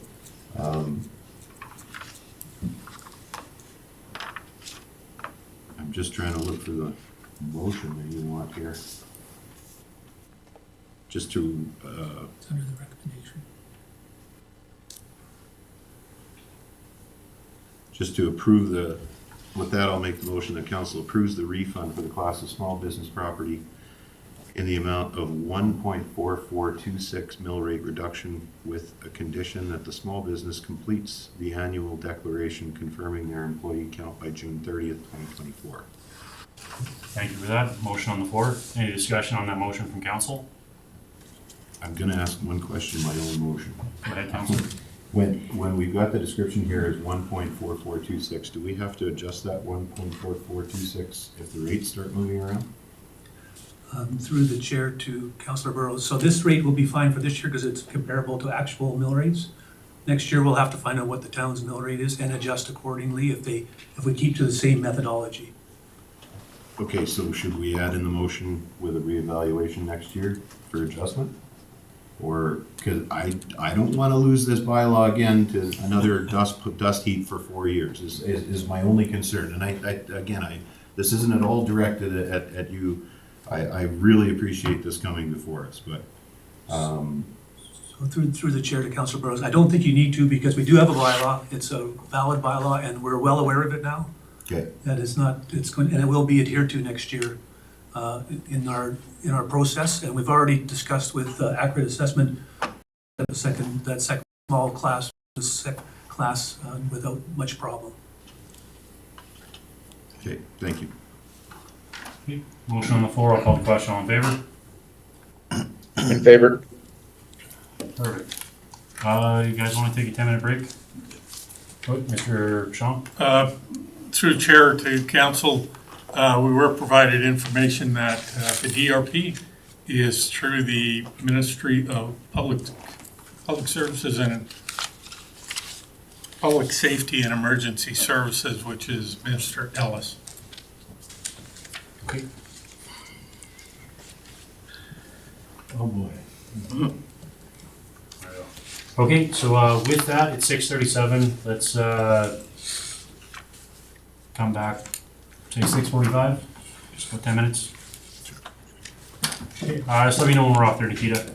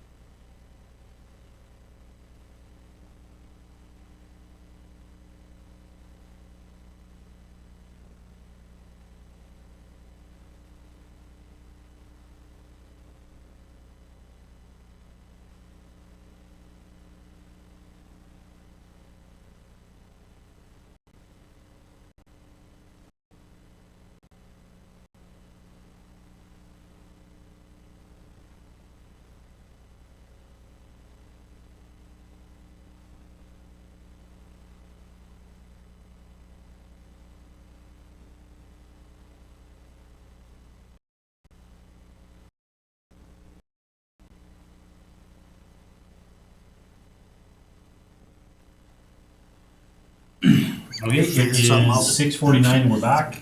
Move down to 9.6 in the agenda, appointment of designated officer and development officer. Good evening, council. Thank you. So pursuant to section 623 of the Municipal Government Act, that of course requires council to pass a bylaw to provide for development authority to exercise development powers and perform duties on behalf of the municipality. And then under that particular bylaw, which is our land use bylaw, section 12, provides for the establishment of a designated officer, development officer, to of course afford the ability for our individual that we've just recently hired to fulfill his duties as development officer. So I'm just looking for a motion to appoint Joshua Raposo as the designated officer, development officer for Woodlands County. Okay, thank you, Councilor Prestige. I'll make a motion that council appoint Joshua Raposo as designated officer, development officer for Woodlands County. Thank you. Any discussion on that motion? Not seeing any, I'll call the question. All in favor? In favor. That one's carried. 9.7, subdivision extension. Again, this evening we have attached as a request from subdivision applicant 2023 sub 02, which is located up Goose Lake area, northeast 2061-8. Just requesting a 1-year time extension to complete conditions of subdivision approval. Administration reviewed the application to ensure that it still meets the intent of the subdivision and development regulations, the district, and the land use bylaw policies, which it does. The developer's conditions that need to be finalized are approach construction. So that's the request. So just looking for a motion from council to approve the request for a 1-year time extension. Councilor Coolman? Yeah, I'll make the motion. The council approve the request for a time extension to register subdivision application 2023 sub 02 to May 3rd, 2025. Thank you, Councilor Coolman. Any discussion on that motion? Not seeing any, call the question. All in favor? In favor. That one is carried. We go 9.8, 2024 Hard Luck Canyon Stairs upgrade. Thank you, Your Worship. Good evening, Council. Hard Luck Canyon Stair Upgrade Project was tendered in April. The tender price came out to be 156% higher than our engineer's estimate, and also approximately 200% over our budget. I bring in front of you motion number 1. The Council rejects the bid submitted by CNI Venture Corporation. This is the one and only one bid that we have received. And motion number 2, that Council approves the increase to the budget for this project to allow re-tendering in fall 2024 construction. The additional funding will be coming from the 2024 capital surplus. Thank you. Discussion on that from council? Sorry, Councilor Dean. Through the chair to administration, I guess a couple of questions. The first one, is there a safety concern with the stairs as they sit right now? Through the chair to Councilor Dean, no, I have. We don't believe there's an imminent safety concern for the season. Sure.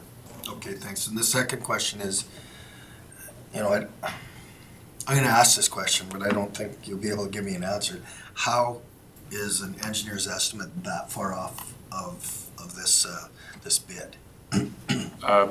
Through the chair to Councilor Dean, we believe the engineer's estimate is in the right ballpark. We actually obtained 2 engineers' estimates. They all in the same ballpark of $70-some thousand. We do believe this is a situation where either the market is overheated, or the reason we believe that is there's only one single bid that was received, and number 2 possible reason could be that the one single bidder didn't fully understand the scope of work or had the overestimation of risk. Okay. Thank you. Councilor Burrows. Thank you, Mr. Chair. I just had one other question. So when we seek these engineers, input on, you know, how much to budget for these, what's the cost to those engineers to us? Through the chair to Councillor Burrows, I do not have that information. Mr. Bashan? Through the chair, when we get the estimates, there's no cost. The engineers do them for free? To add to that, so when we initially had the first consultant, we were not getting the services we required. So we went to the second consultant, and prior to the project proceeding, they give us an estimate on what they think the cost will be before we tender. So it's included in their price when we put a project out. Councillor Dean? I move the council rejects the bid submitted by C&I Ventures Corp. Any discussion? Not seeing any. All in favor? In favor. Councillor Dean? Through the chair to administration, I just have a question about the request to increase the budget by an additional 65,000 and change. So our original budget was how much? 70,000? And so we've got a bid sitting here at 210. We're gonna add 65 to the 70. We're expecting a bid to come in at around 135. Is that kind of the logic there? Through the brief to Councillor Dean, the number represents, there was one bid item in the bid submitted by C&I Venture Corporation that is about 7 times more than the consultant estimate. We believe that item can be either removed from the tender or significantly redesigned or reduced. And that's the thought that we had, was just to take that bid item out. Whatever remains would be the budget that we asked for. Gotcha. Okay. Councillor Dean? Then I'd move that council approves an increase of $65,374.60 to the budget of this project and retendering for fall 2024 construction. Just I have a question, I guess, more to council on this. In regards to the funding, do you want the extra to come from the 2024 capital surplus? Or would it be more beneficial to maybe move this for the additional to the 25 budget and just increase the whole fund level for them? Or do we want to take this out of our surplus this year? I see Mr. Bashan, and then I come over to Councillor Burrows. Through the chair, as Councillor Dean asked regarding the safety, we feel that the chairs will be relatively safe for this year. We don't see an issue, but putting off to 2025, that's one more winter of deterioration. We would be recommending not to defer it to 2025. Okay. And I believe there is roughly 140,000 in the 2024 capital surplus. Thank you for that. I mean, if it's going to become a safety issue, it's a safety issue. Councillor Burrows? Yeah, and I was gonna say that I think it was last meeting, we moved an $80,000 expenditure into, I'm trying to remember where that went. Did that go into capital reserve? Through the chair to Councillor Burrows, yes. Okay, so the 80,000 went into capital reserve, so technically, we did an unallocated around 10 for the fever control. So we're still under. We're still good. Okay. Councillor Williams, I see your hand up. Wilhelm? Yeah, I just want to say it wasn't put into the reserve. The motion, I believe, was to move it into the surplus, not into a reserve. So to be used for projects like this that came up, that we thought would come up this year. Anybody else speaking to the motion? Not seeing any. I'll call the question. All in favor? Favor. And carried. 9.9, RMA uniquely rural presentation at FCM. Your worship, members of council, Woodlands County received a request from rural municipalities to prepare a 3-slide highlight that makes Woodlands County uniquely rural. FCM is hosting a hospitality suite at the FCM conference, June 6, 2024. Administration is seeking council direction on highlighted areas or projects that the municipality wish to feature. The recommendation, council directs administration to prepare a presentation for RMA's uniquely rural theme for the Federation of Canadian Municipalities. Councillor Wilhelm? Is one of the things we want to highlight that we are technically the center of Alberta? That would definitely be a proud rural moment, showing where it is in regards to the province and our municipality. I think it would be decent to have, at least in the corner of a slide, have that seen. Councillor Dean? Could we include, I know it was last year, but we just recently celebrated a bicentennial. There's got to be pictures of the canoe brigade and that sort of thing. No, it was definitely a big event within our municipality.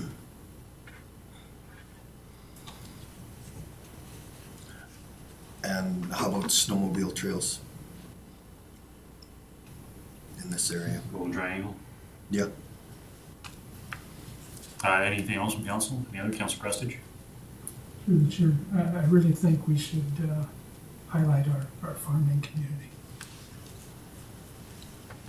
And to that point with our farming community, there was some really good, let's say kind of more ag themed shots that came out of the photo contest that the residents put, and some beautiful pictures in there. I'm sure we could probably find some that our residents have donated to us that will fill in some of those needs.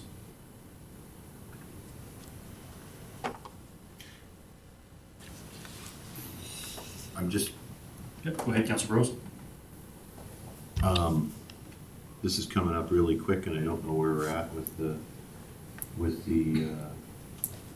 power plant. It doesn't really fit, but as a rural theme, but the idea around rural, when we keep talking about it, is that you know, the urbans have to understand that everything flows from rural into the urban, so that's energy, raw materials, gravel, wood becomes conventional lumber to build houses, and energy production is a big one. So with what's the name of the company? All 44? No, all 44 and Marine be interested in. I don't know if they have approvals yet for anything, but it might be an interesting showcase for energy production and carbon capture, carbon sequestration along that line. And it's more of a question to council than anything, but I definitely agree. I'd like to highlight the agricultural sector as well. Mr. Rashawn, see you had your hand up there. I was just, through the chair to council, I was just going to remind council that we're limited to 3 slides. We can possibly do 3 half slides with six items on it, but. Whatever you can fit in So we can 6. throw some ideas at administration and maybe see what we can put together and send us an email back and see where we land. I know we could probably list off hundreds of ideas to fill those slides, showcasing what it means to be rural and, you know, proudly rural, especially in this area, and everything that happens within our borders, and giving that to people that have no real understanding from out east is very beneficial. But Councillor Dean? Just move that council directs administration to prepare a presentation for RMA's uniquely rural theme for Federation of Canadian Municipalities. Thank you, Councillor. With that, I'll call the question. All in favor? In favor. That one's carried. 9.10, Fort Assiniboine District Ag Society request. Your worship, members of council, administration received a letter from the Fort Assiniboine District Agriculture Society requesting the county's old projector and screen, which are located at the Fort Assiniboine office. When administration looked into it, we have not used those two items for well over a decade. Our technology's improved since then, so they are available. It's a good way to make some space in the back room there. Councillor Coogan? Yeah, I'll make a motion that council donate the projector and projector screen located at the Fort Assiniboine office to the Fort Assiniboine District Ag Society. Thank you, Peter. Call the question, all in favor? Favor. That one's carried. 9.11, cancellation of the GMP meeting on May 15th.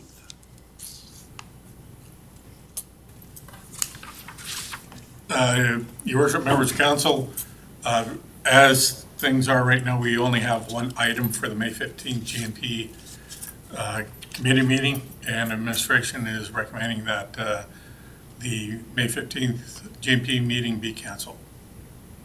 And just checking, the item that we have isn't time sensitive, it can be moved. That's correct. Okay. Any other questions from council? Not seeing any, but somebody wants to make a motion. Councillor Dean? Move that council directs administration to cancel the May 15th governance and priorities meeting.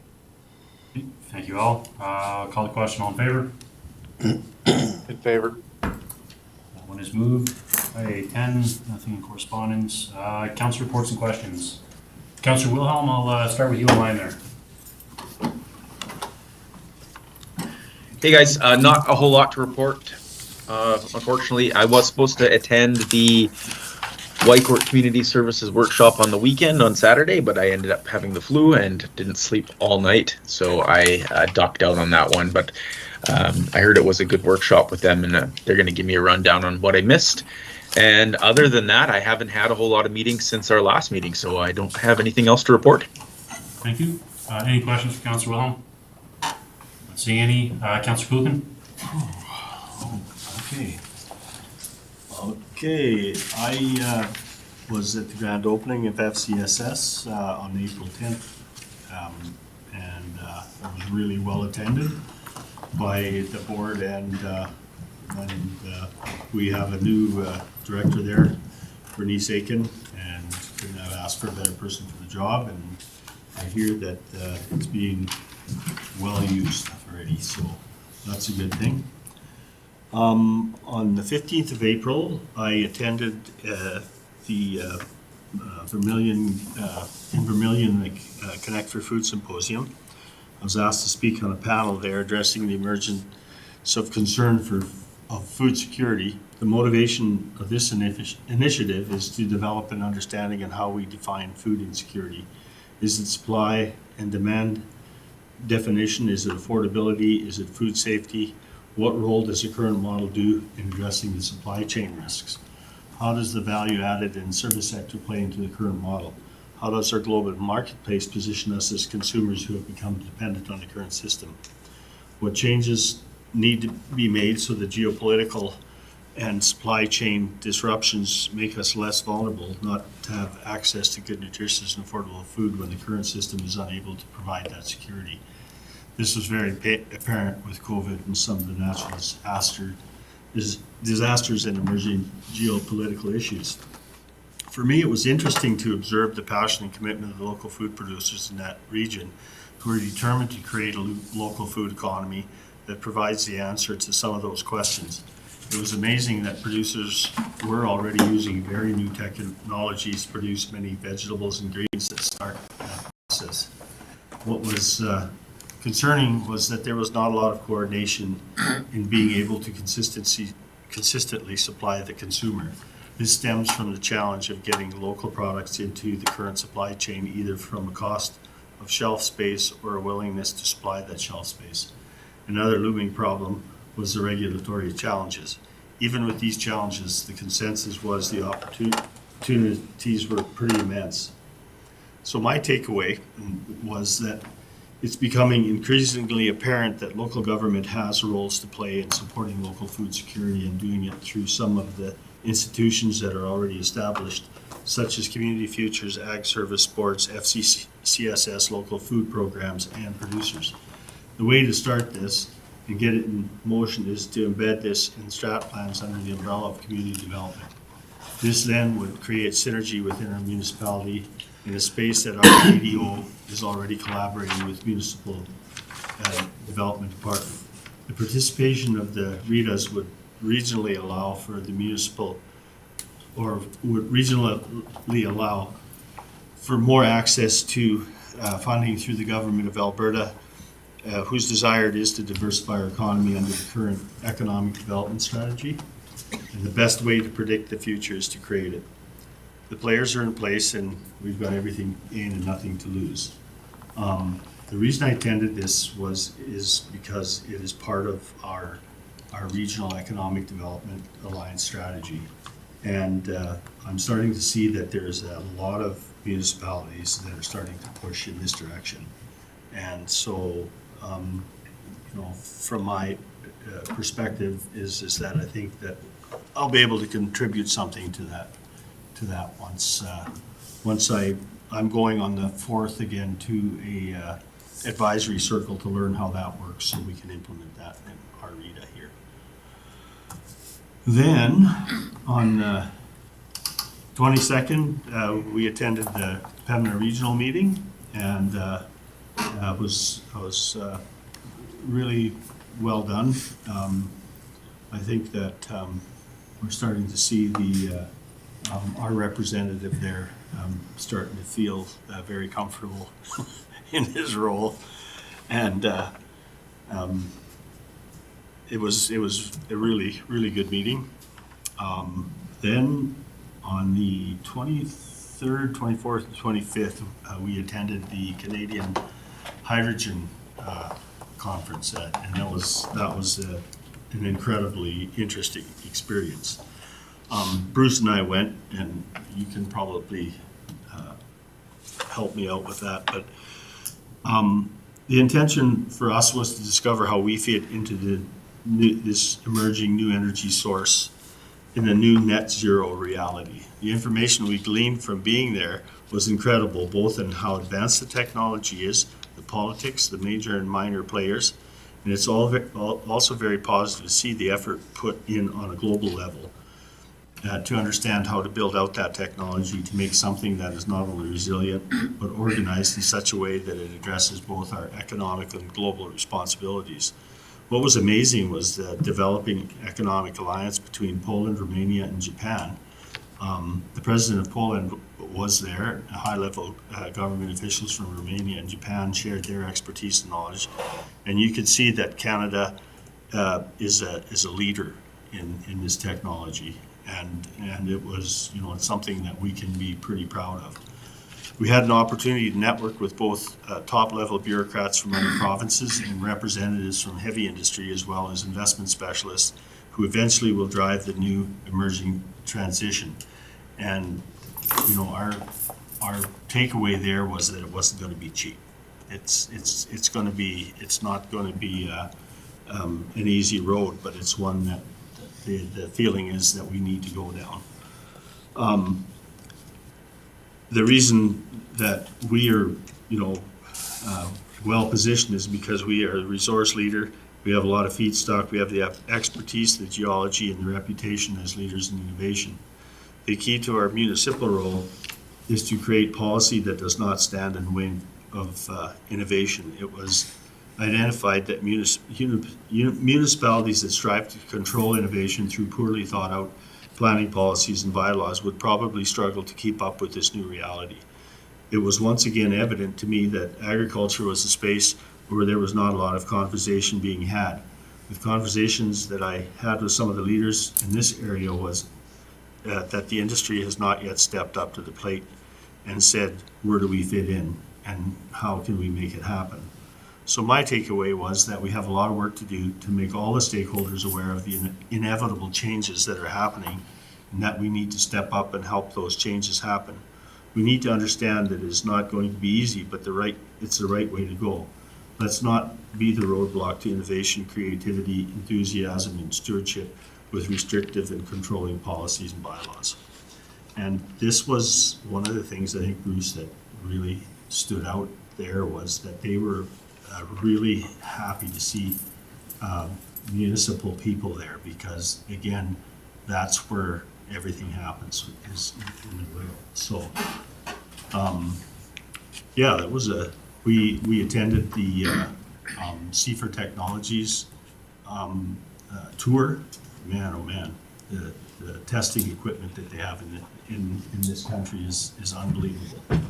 And it was an eye-opener as to how advanced that was.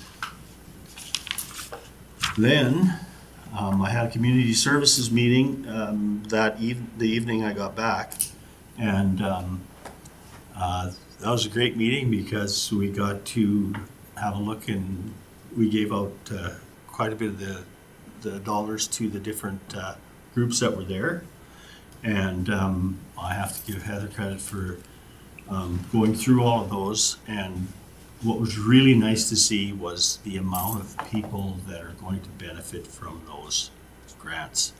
And I was amazed how many families, how many kids that are actually going to benefit from this, and the work that's gone into, for example, the Whitecourt Mountain Bike Association, what they're doing out there, pretty impressive stuff. And then the Woodland St. Anne Gymkhana Club, they had 52 families that participated in that. That's pretty cool. So that was kind of the highlight for my week there. So, and then we had I guess the next one was the land use workshop, and I thought that was an excellent presentation. I'm still working through how all of this fits together, but another 2 or 3 years I might have half of it. But it's pretty intense, and I think we're getting to a place now where I personally get the sense that we'll be able to contribute to the planning and the development of what's happening in this municipality. And I think that's something that the people that elect us really would like to see. I did then on the 6th of May, we had a wild committee meeting, and it was very productive, but it's been the choice of the growth board to basically no longer have a committee, but have a working group that works directly with the board because there's too much conflict that happens. And what we decided was that in order to move forward, we had to consolidate that effort and actually do something for the operators and figure out how we're going to work there. I will give a report on the growth part of it, and that's been an intensive initiative. We've done a lot of work there. We currently have a part-time executive director who's reorganizing both a wild tourism project and moving our newly engaged partners into active roles on a regional board. We are still ironing out some of those issues, but they're being handled well by her. We have a presentation on the importance of regional collaboration and have begun to roll this out to the partners that have expressed interest in joining the organization and develop a new approach to regional development. As more municipalities attend the SiteLink conferences, they become more aware of the need to join a regional alliance. And that's, this is kudos to the Woodlands County and our EDO for bringing SiteLink into Canada. It not only shows our leadership as Woodlands in the desire to have a robust economic development, but also understands the importance of sharing and collaborating with our neighboring communities. We notice this at growth because we are seeing an increase in requests for information on joining in the organization. Once again, we're incredibly fortunate to have a designated EDO, and that helped us, guide us in the direction, and that he has shown this at the regional level is beginning to pay dividends, and the relationship with our board is in developing gives us more credibility. The Wild Tourist Guide will be out in a week. It looks great. We're proud of it. We already are ready to launch the new growth website. The Wild website has been reorganized under a new executive director. We have a working group of operators and professionals working on a social media campaign and possible YouTube marketing program purely to attract tourism to our region. I'm happy with progress, and we're hoping to spend some time figuring out a way to measure the success of those initiatives. And then yesterday we had a tax subcommittee meeting, which was really informative, and that's in my month. Thank you, Peter. Any questions for Councillor Goodwin? Don't see any. Councillor Burrows? Well, it's gonna be short compared to, I think Councilor Cookman's got all the cool stuff. On May the 1st, attended the land use workshop. It was really nice to see that we'd included quite a broad group of, different at-large board members to that. And there was some really good roundtable discussion around land use. And I think we're moving towards that less restrictive type of mentality. So hopefully we see something back on that soon. But so far it looks really good, and I'm happy to be part of it. And then May 7th, I was on the tax subcommittee, and we met and had some good conversations around exactly what we were talking about with how to equalize with the town and some of these strategies to be more business friendly and more proactive in our tax planning and our revenue generation going forward. So that's it for me. Okay, thanks, John. Any questions for Councillor Burrows? Councillor Dean? A couple of the committees that I attended been covered by Peter, the community services, as well as Pamela's own meeting. And so then I guess the only other new thing that I can report is, as I reported a couple meetings ago, our Pathways Committee had asked me to reach out to the Whitecourt Indigenous Friends Society to see if we could have a seat at their board meetings, a non-voting seat, and they welcomed any representation from our committee.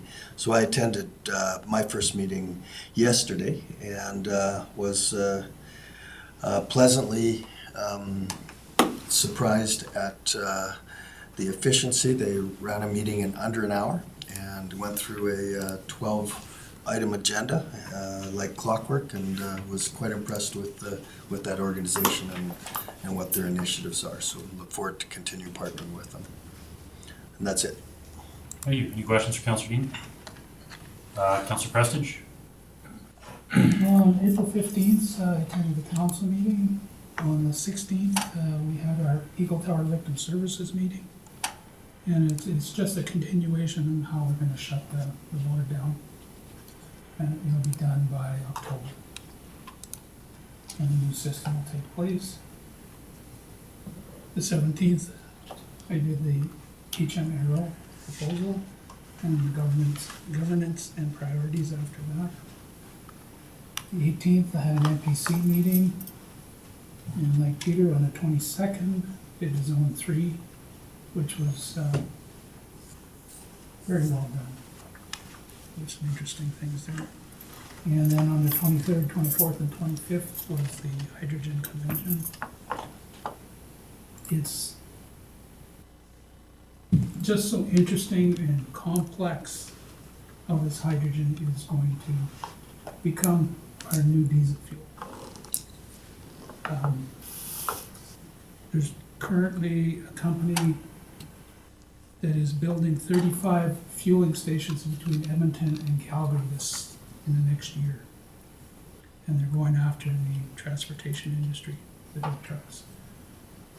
So with the big trucks, what it is you can run 80% diesel fuel, 20% hydrogen, or 100% hydrogen or run a fuel cell.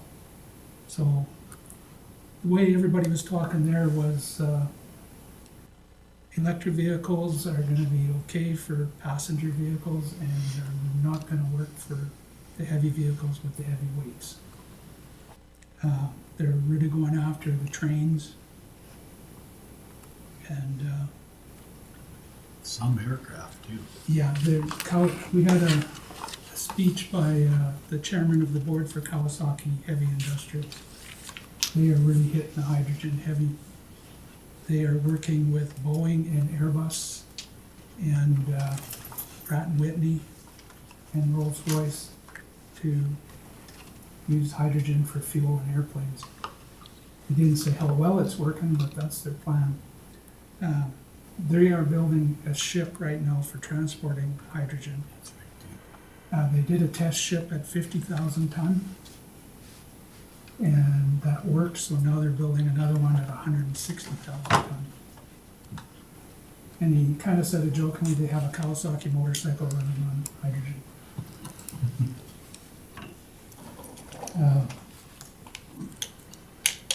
But we don't realize the technology we have in Alberta. That research facility we toured, it's owned by the province, but it's run by Alberta initiatives.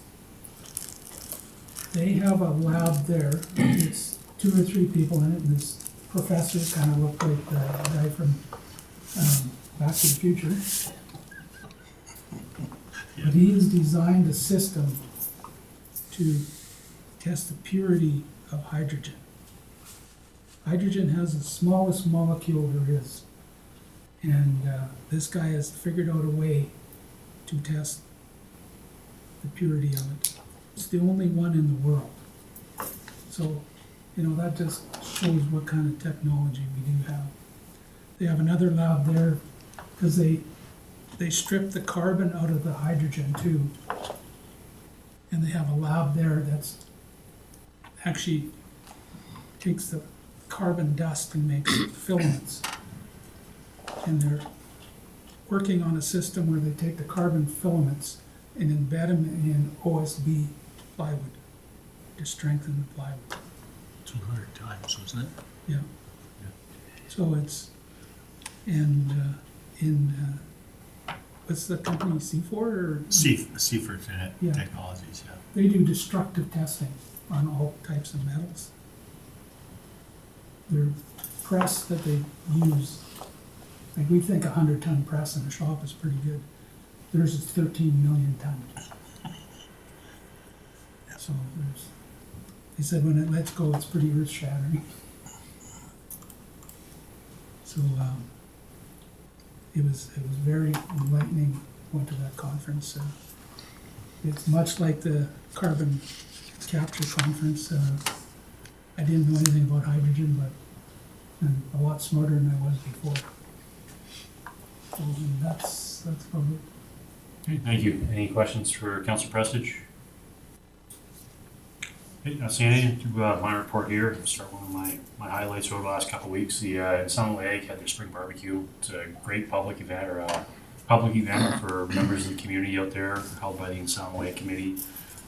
Live music, good food, everything's prepared by members of our and volunteers, and it was don't think it was quite sold out. It was almost sold out, but I called her quits about 2:30, 3 in the morning, and the party was still going. So it was a good night and a lot of fun from the members in the community out there.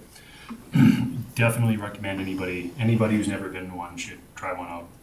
Had a meeting, industry breakfast meeting with a bunch of the key members from industry. There was ANC was there, Miller Western was there, Whitecourt Transport's usually there, Town of Whitecourt, Martin Wong showed up. Just kind of talk about where a lot of the projects and big projects and shutdowns that a lot of our mills and stuff are looking at this year. Some of them are in the process of right now, just a lot of upgrades and kind of spring maintenance. That was kind of, I guess, the theme, so they knew what was going on, and along the lines with some of the power upgrades coming from the ATCO and Direct Energy and how I was kind of going to impact some of their lines with some of the shutdowns that they were going to be seeing from the energy side.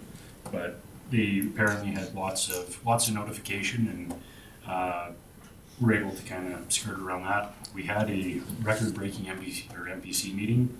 I think that was one subdivision. I think we passed there. We read it out in 4 minutes. 3 minutes and 58 seconds. And then that followed into our land use workshop. And I would like to thank Joan again and administration for the time you guys put into that and for bringing Vicky on board.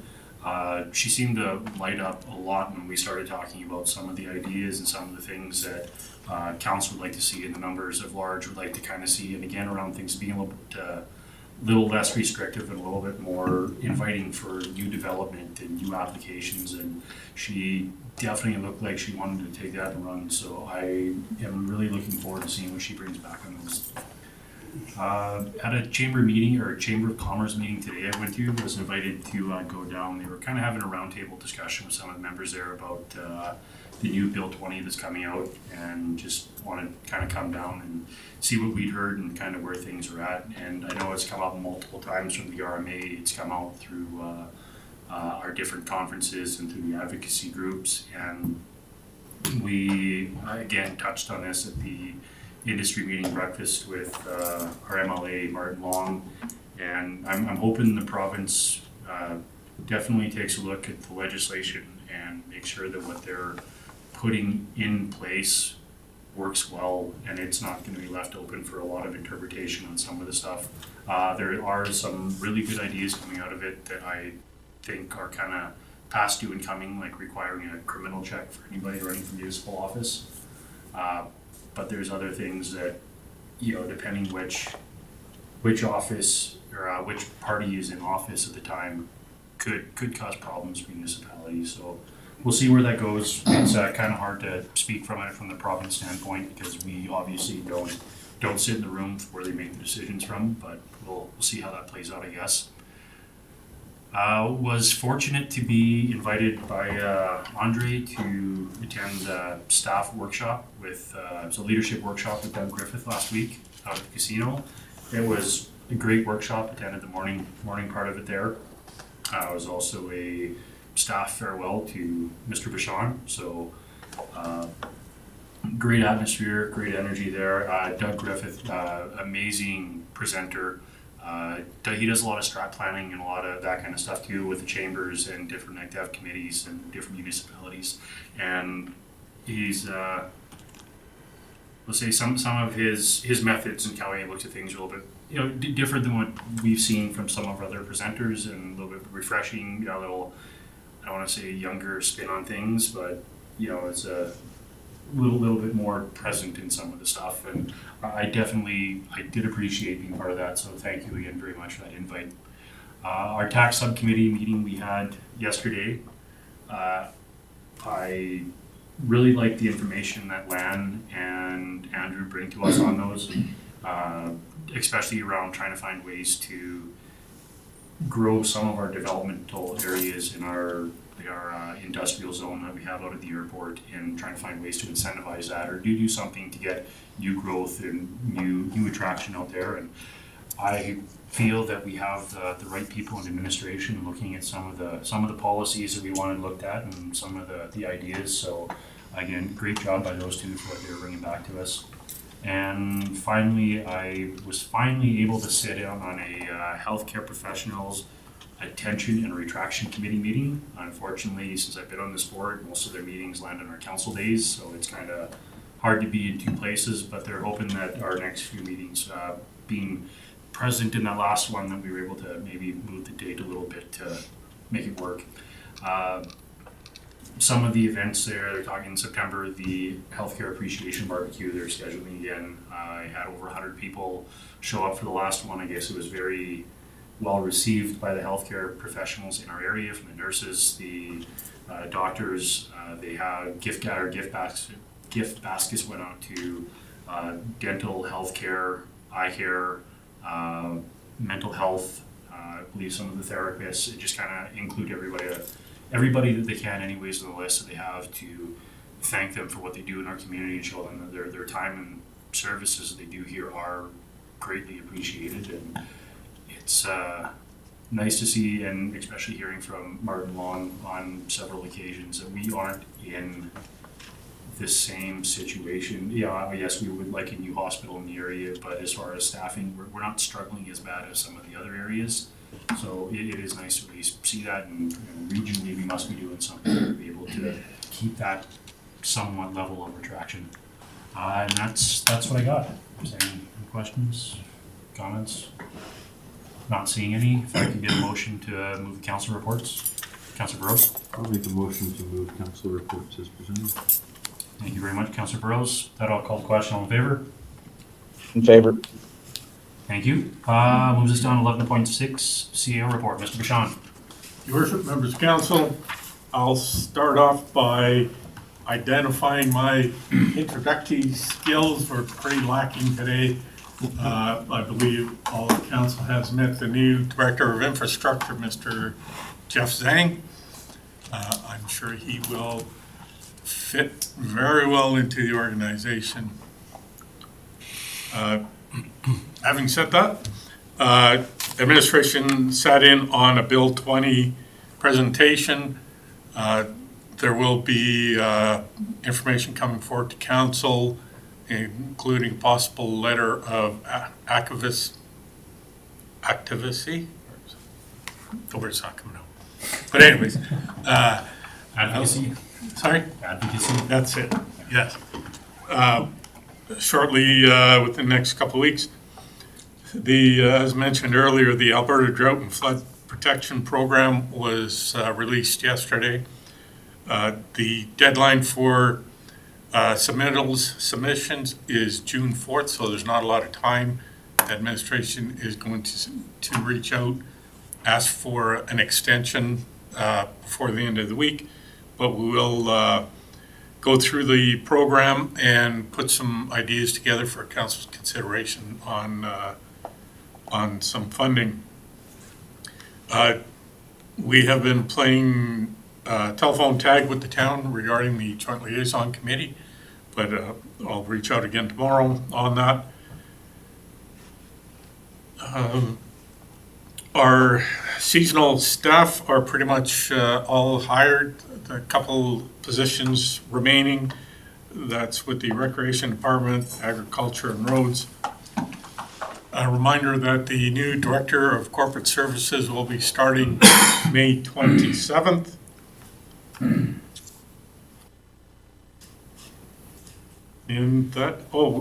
And as mentioned by Reef Cush, staff attended a leadership training seminar last Thursday, half day. As he mentioned, it was a very good session. We rarely hear anything from our operators or other staff, but even our staff out in the field were mentioning how good that training session was. So very well appreciated by all the staff for that. And that is it for CAO update. Councillor Wilhelm.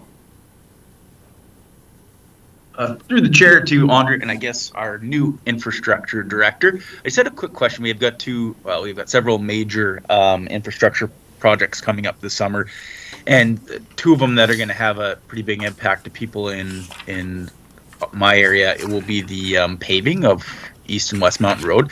Do we have an estimated, I know you don't have exact dates on when it's happening, but months potentially when it's happening? Because I could foresee that construction having an impact on some people's lives, and I know people are asking me when it's happening, and I have no idea, so I'd like to share that when they ask. Through the chair to council, the Director of Infrastructure and I had a conversation today regarding that. Most likely at the next council meeting, something will be coming forward on scheduling of that project, and possibly deferring those projects until 2025 for financial reasons, but there'll be further information coming at the next meeting. Okay. Councillor Dean. through the chair to Andre, can you share any details about our new CFO? Are you allowed to? Through the chair, I can tell you the new director of corporate services has many years' experience in the territories, recently in Alberta. Background checks were glowing. We did meet her for an afternoon. I think a very good fit coming in. Great, thank you. Any other questions for Andre? Not seeing any. Okay, somebody move the CEO report. Councilor Dean, Move that council accepts the CAO report as information. thank you very much. Motion on the floor, call the question, all in favor? In favor? That's carried. And bring us down to the closed session. Can I get a motion to go into closed session and report 17, 21, and 23? Councilor Coburn? I'll make a motion that we go into closed session under FOIP 17, 21, and 23. Thank you very much. Call the question, all in favor? Favor. That's carried. We'll go into closed session at 7:40.